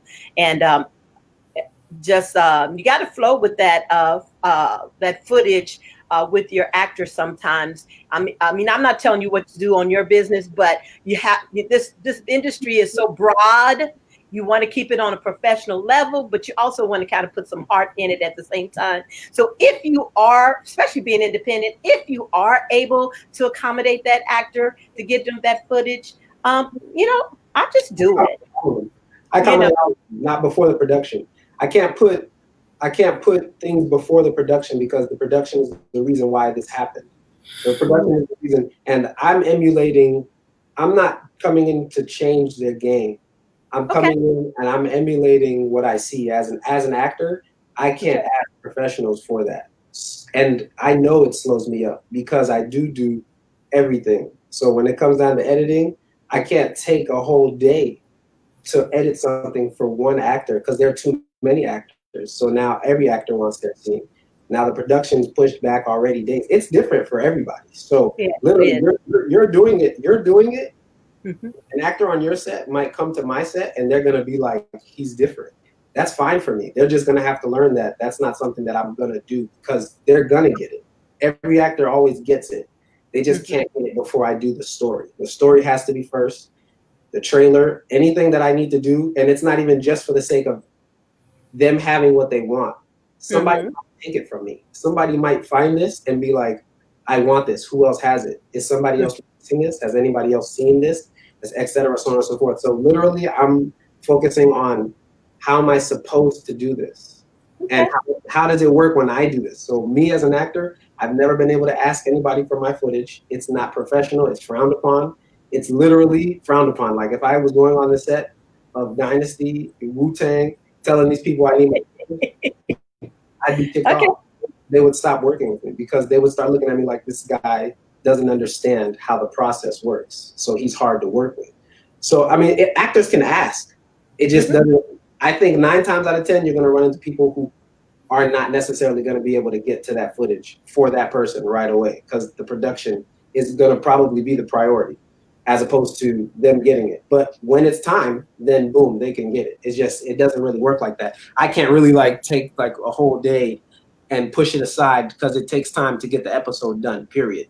Literally it takes time just to get the scenes done, period. So if then the scene is gonna change. More than likely it's gonna change. I'm gonna do something for you and you're not even gonna get the full representation in your reel. You're probably not gonna get the music that was supposed to be in there because that's a whole process. That's a post-production workflow. So I'm not adding the music at the very beginning. So if you want me to rush to get to your scene is gonna look probably about 30% like how it could have looked and should have looked because you wanted me to rush. So if you want me to rush, I'm still personally still not going to do it, but that's what would end up happening. Your scene would not be the way it's supposed to look when people see the full production. And ultimately what that does is when somebody sees your scene, they're going to be able to say it's not high quality or it's not this, as opposed to them seeing it and being able to say, wow, where did this come from? Who did this? Because now it looks like somebody spent a lot of time on it. And now it looks like, yeah, wow, you're a professional actor. You're working with professionals and so on and so forth. So they all get their work for me. They all get their work. They just can't rush me in doing the work for them because I'm the person that has to spend that time. When there's a full production company, it'll move faster, but there's still got to be some kind of flow in. There's still got to be some kind of order in how I'm doing things because I'll get lost if I'm just sending scenes out to people and I'm not even done working on them, you know? But you know, it's a to each his own thing. That's why that's why the Right. industry is beautiful. It's subjective. Everybody can start doing it. You have a production company. You can literally do things your way, and nobody can tell you how to do it. And that's the beautiful thing. You could probably have actors who only want to work with you, and vice versa. That's one of the beautiful things. I don't even stress. If an actor says they don't want to work with me, I don't stress. When it Right. comes time to me when it comes down time to me trying to work on my project, I don't think about that stuff. I just have to focus on what I can do and what I can control. And I can't control not working on the project because it's going to take me probably 8 hours to knock your scene out. Even though it's a 1-minute scene, if you want that scene to have everything it's supposed to have, it's going to probably take about 8 hours. That's a full day's worth of work. I literally just pushed the whole project back a full day. And I might have had a launch date. I probably had marketing thing. It depends on how invested you are, in my opinion. For me personally, I have too many plans past just shooting it and getting it to you. And like I said, you can't do that anywhere. So I don't even know who I can ask. Hey, give me my scene on a production. I don't even know who the right person to ask is because it's impossible. You can barely even get a picture on set. You're not even supposed to be taking pictures on set. So how would I ask somebody, yo, give me my whole scene? It doesn't even work that way. So I got you. I got you. And like I said, that's the reason I wanted to do this format, because everybody does run their sets differently and how they operate in their business and functioning. That's just something I've been able to manage to do and still put my projects out there, and it didn't cause any friction on my end. I have my contracts that I have with my actors and what they can and can't do. I have my non-disclosure signature pages on what they can put out and not put out. Like I said, if I put it on social media, it is yours to do what you want to do with. I don't care because it's already out there, so why not? But in the meantime, I'm still working on the project. So it's all good. What you're saying is good. It is on a professional level, at that level, that's great. And on some things, I do go to that extreme, but on some things, I don't. So if I can work it in, because sometimes it works as a great distraction for me, because when I'm watching it and I'm so not stressed out, but so focused and concentrated, sometimes just going to just knock out a scene for a reel, it keeps me where I'm still functioning and filming, but it gave me a good simple break. And then I just get back to the editing of that. So it all works either way. Eric, was there anything that you wanted to add in the mix of any of that other than what you already said? The projects that I've worked on so far, I haven't had the issue where someone has asked for cuts of their scene prior to the completion of a project. Like the one I just finished, I guess it would be last year, that has gone through post-production. We are just now getting to where some of the actors are asking for stuff for their reel, but we're already through post-production. And so because of the shutdown,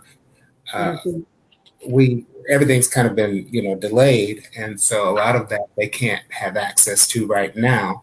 But fortunately, I haven't had the issue where someone's come to me before we got through everything that we needed to get through to ask for anything. So hopefully that won't happen because I'd like to be able to look at the full picture. As Daniel said, music, coloring, everything has to be done to your liking.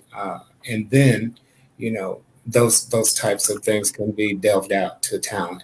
So I know how important it is to get certain footage for your reel so that you can get the next job and so that you can let the next director, next producer know that you've just finished this project and you're ready to move on to this next project. So those things are important, but not as important as the one you just finished. So you got to get that out and get it out the door.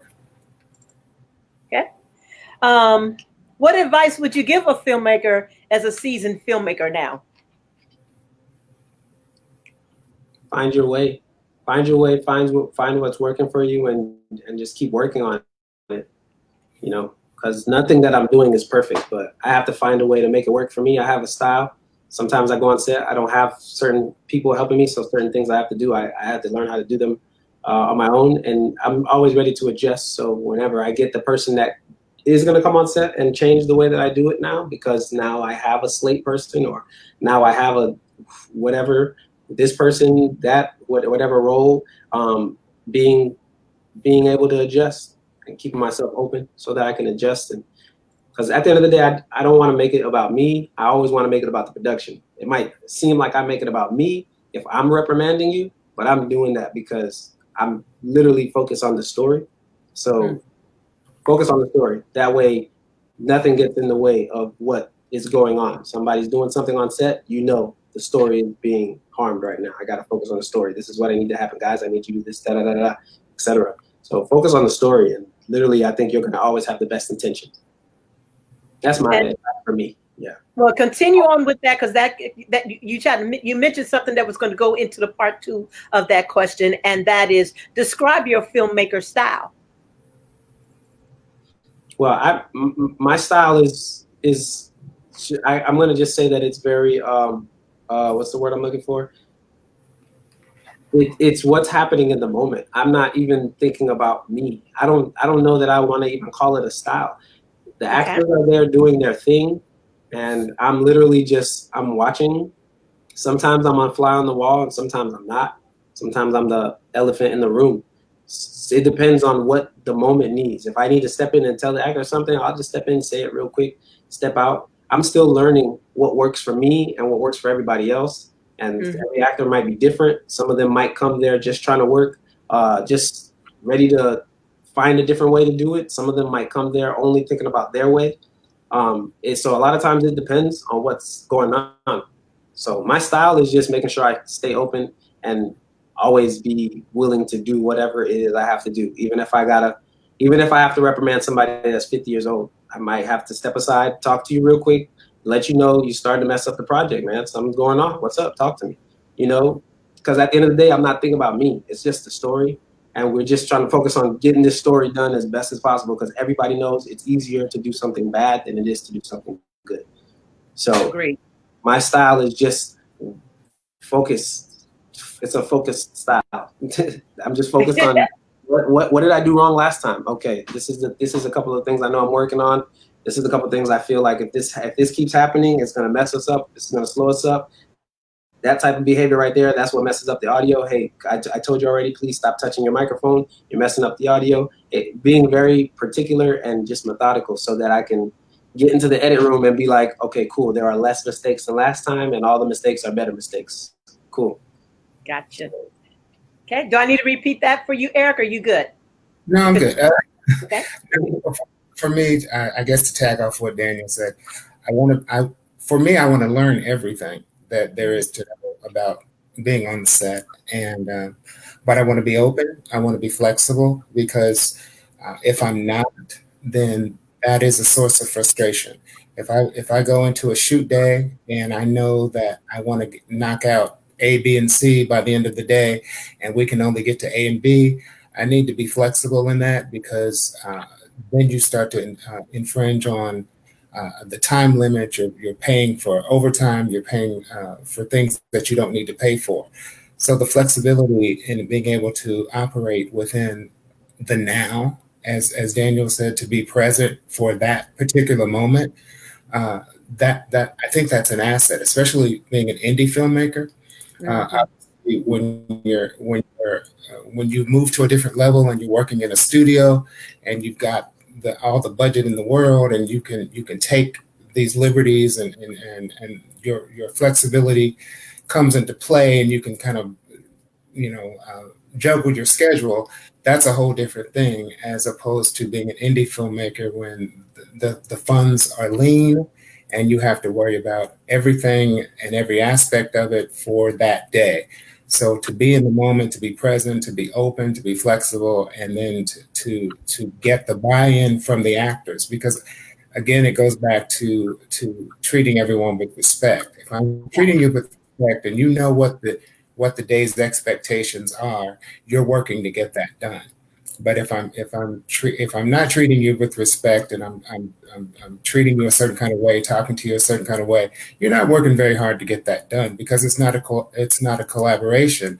It's me telling you what to do, and in certain respect, that's what the director's job is. That's what the filmmaker's job is, to tell you what to do, but at the same time be respectful to you as the talent, to know that if I'm working with you, you're working with me, we're going to get it done to turn out the best project possible. Exactly. All right. And describe your filmmaker style a little bit more in detail for understanding. Oh, that wasn't enough. Oh, Well, okay. no, I mean, again, as I said at the very beginning, it's for me, it's really all about collaboration. I Exactly. like I like to get to know the talent uh, on a level that uh, is personable, so that I know a lot of I know a lot of I've been on sets where the director or producer will only call talent by their character's name, and that's okay. But I want to know your name. I will call you Tone, or I will call you Daniel on set, regardless of what your character's name is. If we're in that environment or whatever, speaking to you, checking you out, seeing how your day's going, seeing if there's anything you need to make things easier for you for that day's shoot or what have you. Because at the end of it, we're all people. We all have our designated jobs. We all have our designated functions. But if it's a collaboration and I'm working with you again, and you're working with me, we can make it happen together. Because if I'm pulling this way and you're pulling this way, we're not going to get it done. We need to be pulling together. Yeah. I agree with both of you and all that you said. I'm a mixture of all of the above. I have a level where I can go hardcore, which you always tell the actors or whoever's working with me. I always tell you, you have an opportunity to choose who you actually really want from me on style. You can have Tone. Tone is very, easygoing. We can be flexible. I can work with you. I can help you through that role. I can, just treat you the way you want to be treated. I'm always going to do the treating you the way you want to be treated. However, I will treat you at your level of awareness. And if you come across, like you're going to be a liability to the project, then I'm going to bring out Tone Brown, which I'm going to flip the script on you. And we're going to go so business to the left and to the right that you're going to have to question, do you want to stay on the project or not?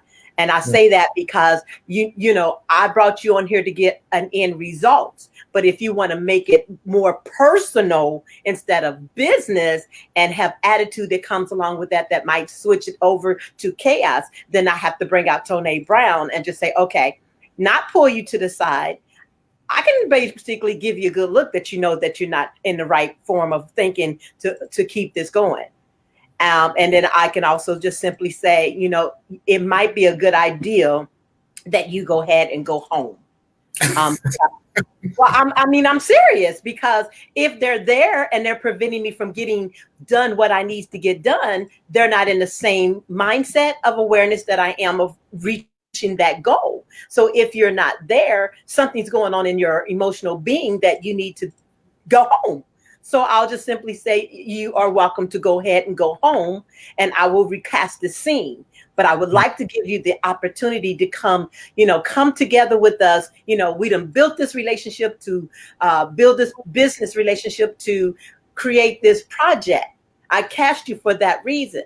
But the choices that you're making right now is not coinciding with what we decided upon at the beginning to get to the end result.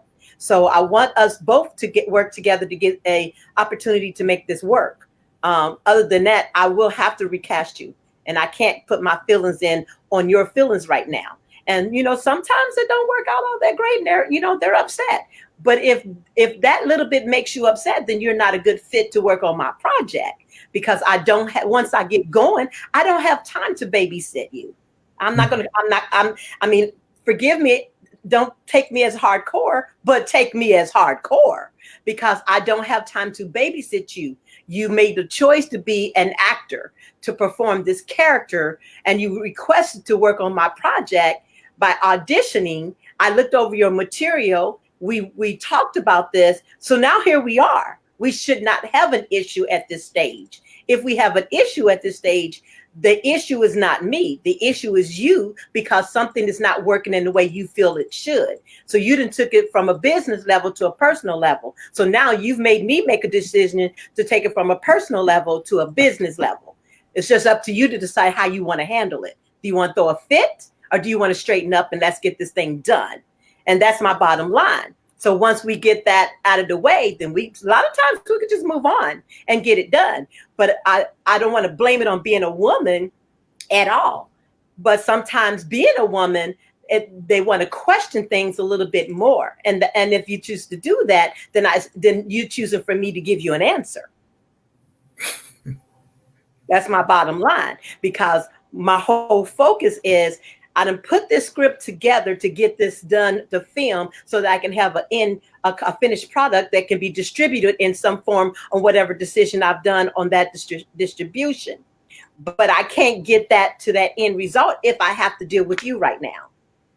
You know, that's when I always say, don't send me inboxes and post on my page to cast you, and you're not really ready for the level of the filming I'm trying to do. I'm not going to cast you because you said you good. I'm going to cast you because you fit the character and you fit working in the environment that I've set for my production to run, so that we can get a good quality product at the end result. So there's the style for Tone Brown. Take it or leave it.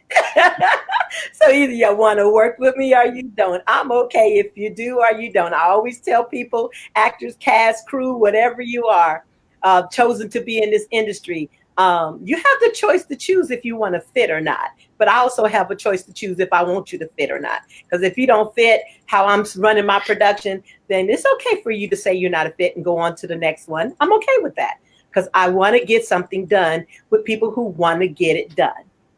Mm-hmm. All right, there you go. Anything else you want to add to that before I go to the next one? We good?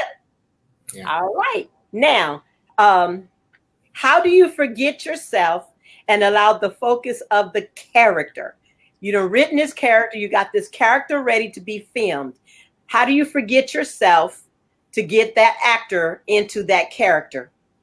To make sure you bring the right design of that role to that scene. Well, I mean, that's just all in design, just from the very beginning. I know if I know what this character is supposed to look like, if I did my job, then I can help you do yours. How do I do it? I don't know how. I don't even know how to explain that, because that's a matter of me knowing it. I guess that's how I do it. I know it. I got to study it. I do my part. I do my homework. And that way I'm already ready for whatever has to happen. And that way, when the thing comes up, whatever the thing is, I have an idea. And if I don't have an idea, I'm always ready to listen to maybe the actor might have an idea. So that's, yeah. Okay. Eric? Yeah, I agree with that. You've created the character, so you know what they're supposed to deliver. You know what they look like in your head. You know what they sound like, and but for me, divorcing the different parts of what I'm putting together, there are certain beats in the script that the actor has to hit. There are certain emotional beats in the script that you want them to possess. That can't be negotiated. If it's the dialogue has to have those types of things that tell that story. Now, there, as I said previously, if it doesn't work for you and you can't deliver that on screen, it's not going to work for me as a viewer when I see it. So that's when we can talk about it and figure it out. What is it? Is it the word that's not working? Is it the sentence that's not working? That, we can, figure that out. However, again, there are beats as in the script that you have to actually possess. You have to figure out how to make that work, whether you feel it or not, because that's the story that we're trying to tell. And as a filmmaker, you've already figured out in your head how that's going to go already in the scene before you start shooting it. It's just putting the mechanics together once you get into the actual time that you're putting into it. And there again goes back to that whole collaboration piece. But there are certain things that I won't negotiate when I'm dealing with that, because if you're not telling the story that needs to be told, and you're off into a whole nother sphere, reciting lines that aren't even anywhere remotely near the character's story, and you're throwing off the rest of the characters because they've already memorized their lines based on what you're saying, and you're way off in left field, then that's not going to work out. Okay. Let's get this last question in, because I do know that Daniel do have something else he has to go into, and that's touching on the web series. And so, Daniel, let's just go right to you, so that way you get that in before your next appointment comes up for you. And that is, share about your web series, your filming of the web series, and how do you do the breakdown in determining each episode to tell the right story to the end?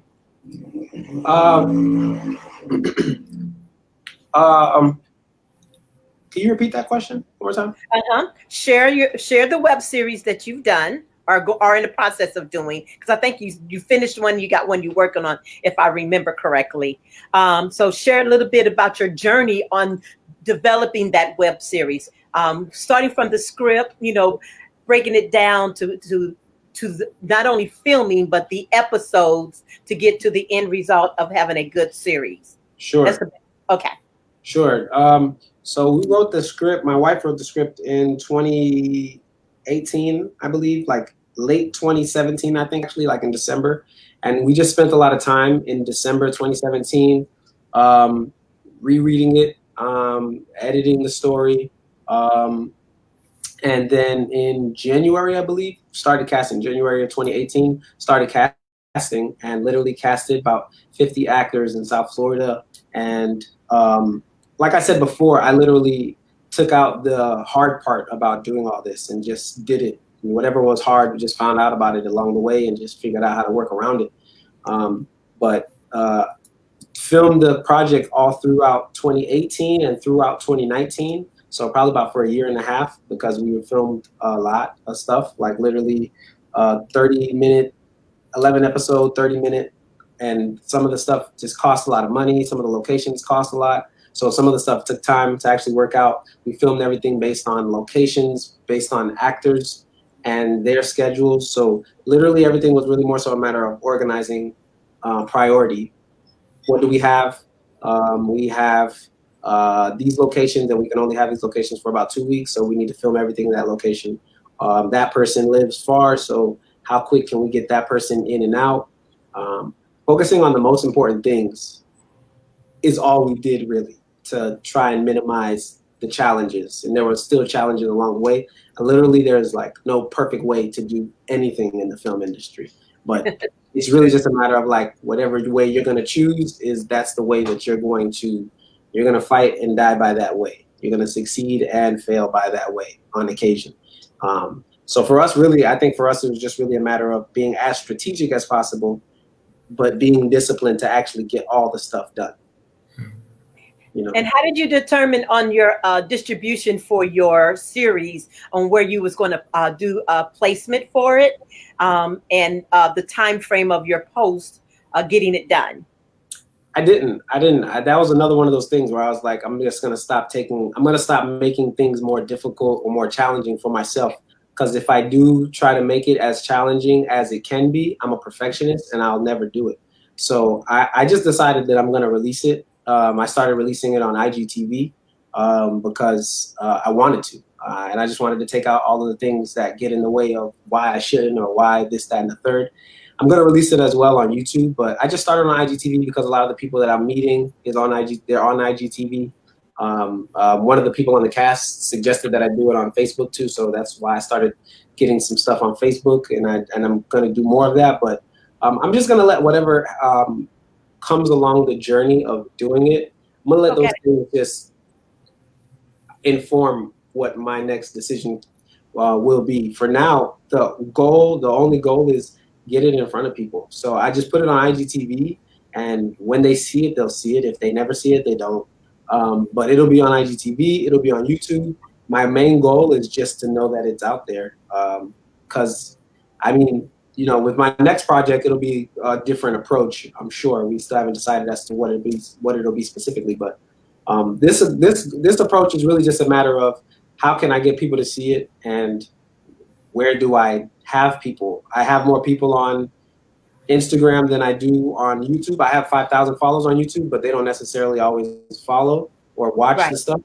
Instagram, they'll watch it. They're more readily to watch it, and I have a lot of professionals on there as well. So, you know, and luckily that came out. We started doing that before Instagram actually. I wouldn't be surprised if in a couple of years Instagram's doing their own series. But it's fun. It's fun doing it that way. It's different. And it surprises people, it tricks them, makes them kind of just stay on their toes. And that's just the fun part, because in the future, it's going to be a matter of, I can't do that because this person's giving us however much money and this is where they want it. So we're breaking all the rules just because it doesn't make any sense to follow rules that we don't have to. Okay. Well, before you go, share a little bit about your series. So that people can go and take a watch of it, and then provide your, if you can go to the comments part and just provide the private chat, you'll see it on the right side of your screen. Provide your link to it, as well as how people can reach out to you, and then I can post that up for you. Sure. All right. So I'm Daniel Augustin. So for me personally, I'm on Instagram at Daniel Augustin 2_. That's Daniel Augustin. As far as the series I'm working on, it's called Cake the Series, and that's on Instagram, Cake_the series. So it's a bite-sized comedy drama series, short form. So every episode is within about 4 to 8 minutes, in that range. Just really quick content that people can watch and just eat up. And it's fun. It's very Black, country, quirky. Yeah, so Cake the Series, I'll type it in right here, but it's Cake_the series on Instagram. Yes, on Instagram. On Facebook, you can just type Daniel Augustin and it'll come up. I don't even know what the name to type in on Facebook. Like I said, I'm really been the editing. I've really been more so just behind the production of it and filming and editing. The whole other side. Oh, here, no, let me fix that. Tell me what I need to fix. Oh, it's Daniel, Daniel. Okay, that's what it shows on Facebook for you, though. Did you know that? Oh, that's the Facebook. Got it. See? Yeah, that's what it shows for Facebook. Right. So yeah, if you go ahead and post the one for Instagram or the other one, I will be happy to post that up. But yeah, that's what it shows for your title for Facebook. So we'll keep that up until you get me the other one up, and then I will add that for you. Be happy to do that. Eric, if you could be preparing yours as well, because we're going to have a few more minutes extra after he's gone, so that I can get your corrected information on there. Your social media that you want, like your Instagram, your Facebook, and any links to your production, so I can lead them to that. And yeah, because I want to make sure they're able to reach you after this, so that hopefully through this conversation, chat talk we've done, there'll be some benefit for you, for people to know who you are, what you're doing, and link you to more opportunities for your brand to grow. I want it to be more information for the people that follow us, but I also want you just grateful that you chose to say yes and be on this with me, so that your brand can expand, because I do have a pretty good platform. Well, I really appreciate you having me. I'm going to run because I want to try to get some of this remote editing work. Okay. But I really appreciate, like I said again, I really appreciate you having me. And I look forward to watching this again. Eric, it was a pleasure meeting you. I look forward to seeing some both of your work and sharing our work and communicating and building. I really do. Thank you. Right. Nice meeting you as well. Likewise. Absolutely. All right, then I'm going to just post this information up there real quick while we're talking, so that way they can have that information. Thank you again for saying yes and coming on and showing up. It was a pleasure. Have a great one, and I hope to see you in the mix of things going forward. Congratulations on that cake series. It is awesome. Been checking it out. All right. Bye. Bye, Daniel. Have a great day. All right. Bye-bye. All righty. You still with me? I'm still here. All right, let's continue that on, if you will. I'm going to be working on getting your information posted up there too. So do I need to repeat the question for you? Or are you good? I think the last question you asked was about the web series. Right. Right. Mm-hmm. There, that's great. Yeah, I don't have a web series. Oh no, you're just doing a regular movie, right? Yeah, the last movie that we just completed is titled Cancer, which is the all of my information I posted for you can be found on my website, or Facebook, Instagram, and Twitter are all Ayala Writer. That's writer, not writer, like the like some people will type in writer like you're riding a horse, but it's actually writer like you're writing a book. So all of my social media is Ayala Writer. And then there is my website. So any information you want to find in regard to any of the books that I've written, or any of the plays that I've produced, or the movies that I've got coming out, or movies that I currently have already up, you can find all of that on the website. We've been fortunate enough and blessed enough that my very first screenplay for Sunday Morning Raptor is still up. Wrong one. It's still up on Amazon Prime.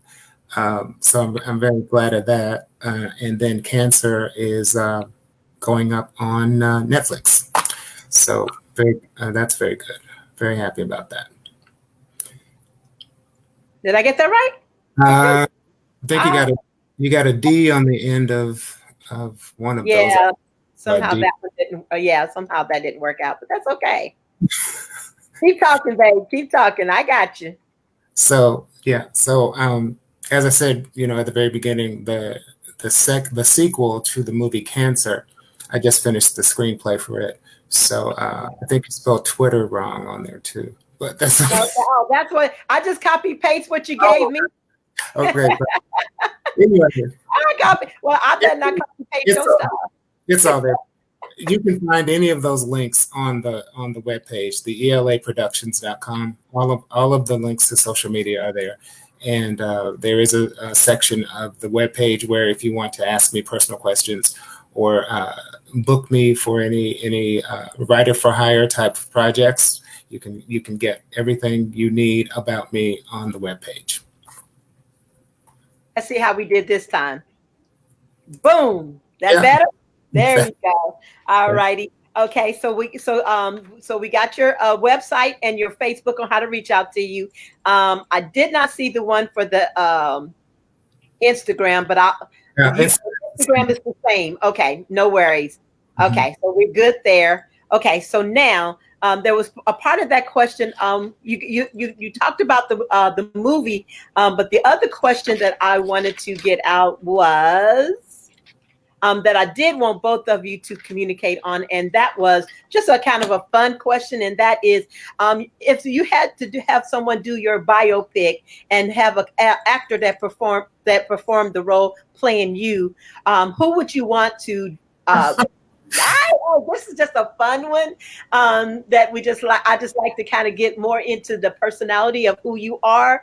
So who would you choose to be the actor to play you, and what filmmaker that you would love to be able to do your biopic for you? Oh Lord, I never even thought about that. I guess just throwing it out, actors that are up and current right now, I guess. Oh, Terrence Howard, Will Smith, I don't know. Either those are great ones right there. Yeah. One of them. Yeah. And I guess what was the second part, the director? What filmmaker that you would love to be able to I actually would love Ava DuVernay to do that. I love her work. I love the stories that she's been able to put forth. Mm-hmm. And I think in regard to the ups and downs and the drama of my life, she would really do a good job. She would do a good job. Okay. Now let's turn that around. For yourself as the filmmaker, what actor would be an honor for you to work with? Denzel Washington. And why? I've loved him from his Saint Elsewhere days. The work that he's been putting in, consistent work, powerful work. I've always wanted to, as a filmmaker, I would love to have a project where I could get him to play a significant role in that project. I would just really, really love to work with him. Okay. Well, that's actually all the questions that I had, because I was actually trying to keep it within by 6:30. I'm at 6:21. So if you want to take the time to, share anything about productions that are coming up for you, that you're about to start working on, or you're in the process of working on, any scripts that you're working on, that you want to kind of make aware of, so that way people can start submitting auditions to you that you would like to have a broader range. And if you want them to audition, what is a specific audition way for them to reach out? Well, as I was saying, with Cancer being just finished, once that comes out, I guess we'll start putting the sequel into production. And so I'm not the producer on that project. Okay. I just wrote the screenplay. However, if you want to follow up with me, you might see different social media posts in regard to auditions and who the producer will be and how you should submit your auditions and where you should show up if you're interested in auditioning for that particular project. So that's something to look forward to. But right now, in our current world situation, who knows when that's going to happen? I know, right? Yeah. What does it look like? That's true. That's true. Because I've seen some people that are already out there filming in spite of what's taking place. But one of the things that I had in mind of, and then what our network industry mentors are saying, is they prefer that we not get started just yet. They want to make sure they fine tune some things on our behalf to make sure our set is run properly, clean, organized, and that we have everything we need for the actors, so that we can keep them safe as well as keeping ourselves safe. And I know for me, I got a couple of projects that are coming up that are actually love stories. And being love stories, there will be love connections, So we're working on different approaches on how to knock out those scenes with, a little differently than how I had it written. But I already have some visions on what I can do to kind of, give the insinuation of without giving you the act of, which I had in mind in the first place. But I've defined it a little bit more so that way we can still pursue the story and give you a good love story. Okay. Well, was there anything else that you wanted to add? No, I just appreciate you asking me to be a part of this. I've enjoyed talking with you for the first time, actually, and meeting Daniel as well. So that was very cool. And if anybody's out there that's interested in following my career, there's my links. And so follow me on all of the social media platforms and check out my webpage. Well, fantastic. Well, thank you for saying yes. I know that you were part of the team that we were trying to do the actual live sit around the round table talk. I'm glad that we at least had this opportunity to do this. So I appreciate you. And again, thank you for saying yes. And I wish you all continued great success on all the projects you have in place. And you as well. Thank you so much. Thank you so much. Have a great one. All right, guys. So here we are at the end of this chat talk. Just want to make you aware that I am about to go into a different project that's going to take a lot of my mental mind to prepare for and put together. So this is actually going to be the last one for Tone on our chat talk. If it becomes a demand at a later date and we need to start back up, we will. I do want to just say thank you for joining in, sharing in this journey of learning about filmmakers that we've been blessed to bring on, the actors that shared their journey and their perspective, so that way you can be more informed I greatly appreciate you for following this. I do want to put out, since I'm no longer going to be doing this, but also in support of them, be sure to go to the Filmmaker Lounge. Michael Melvin is hosting that on his page. And he's doing some really amazing things on that platform. Just hit 300. So help him hit a little bit higher. And then also he and his team, they got some really good knowledge for you to keep you informed, to let you get informed, not only just the film industry, but how to run this as a real business, and give you the business perspective of things that you may not think about or consider as an independent filmmaker. So shout out to you, Mr. Michael Melvin, for running such an amazing platform you're doing with your team.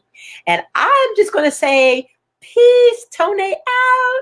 I love you. Keep going out there making that magic. Don't let anybody steal your dream. Keep a good, positive attitude, and never put anybody down to get what you want, because it ain't necessary.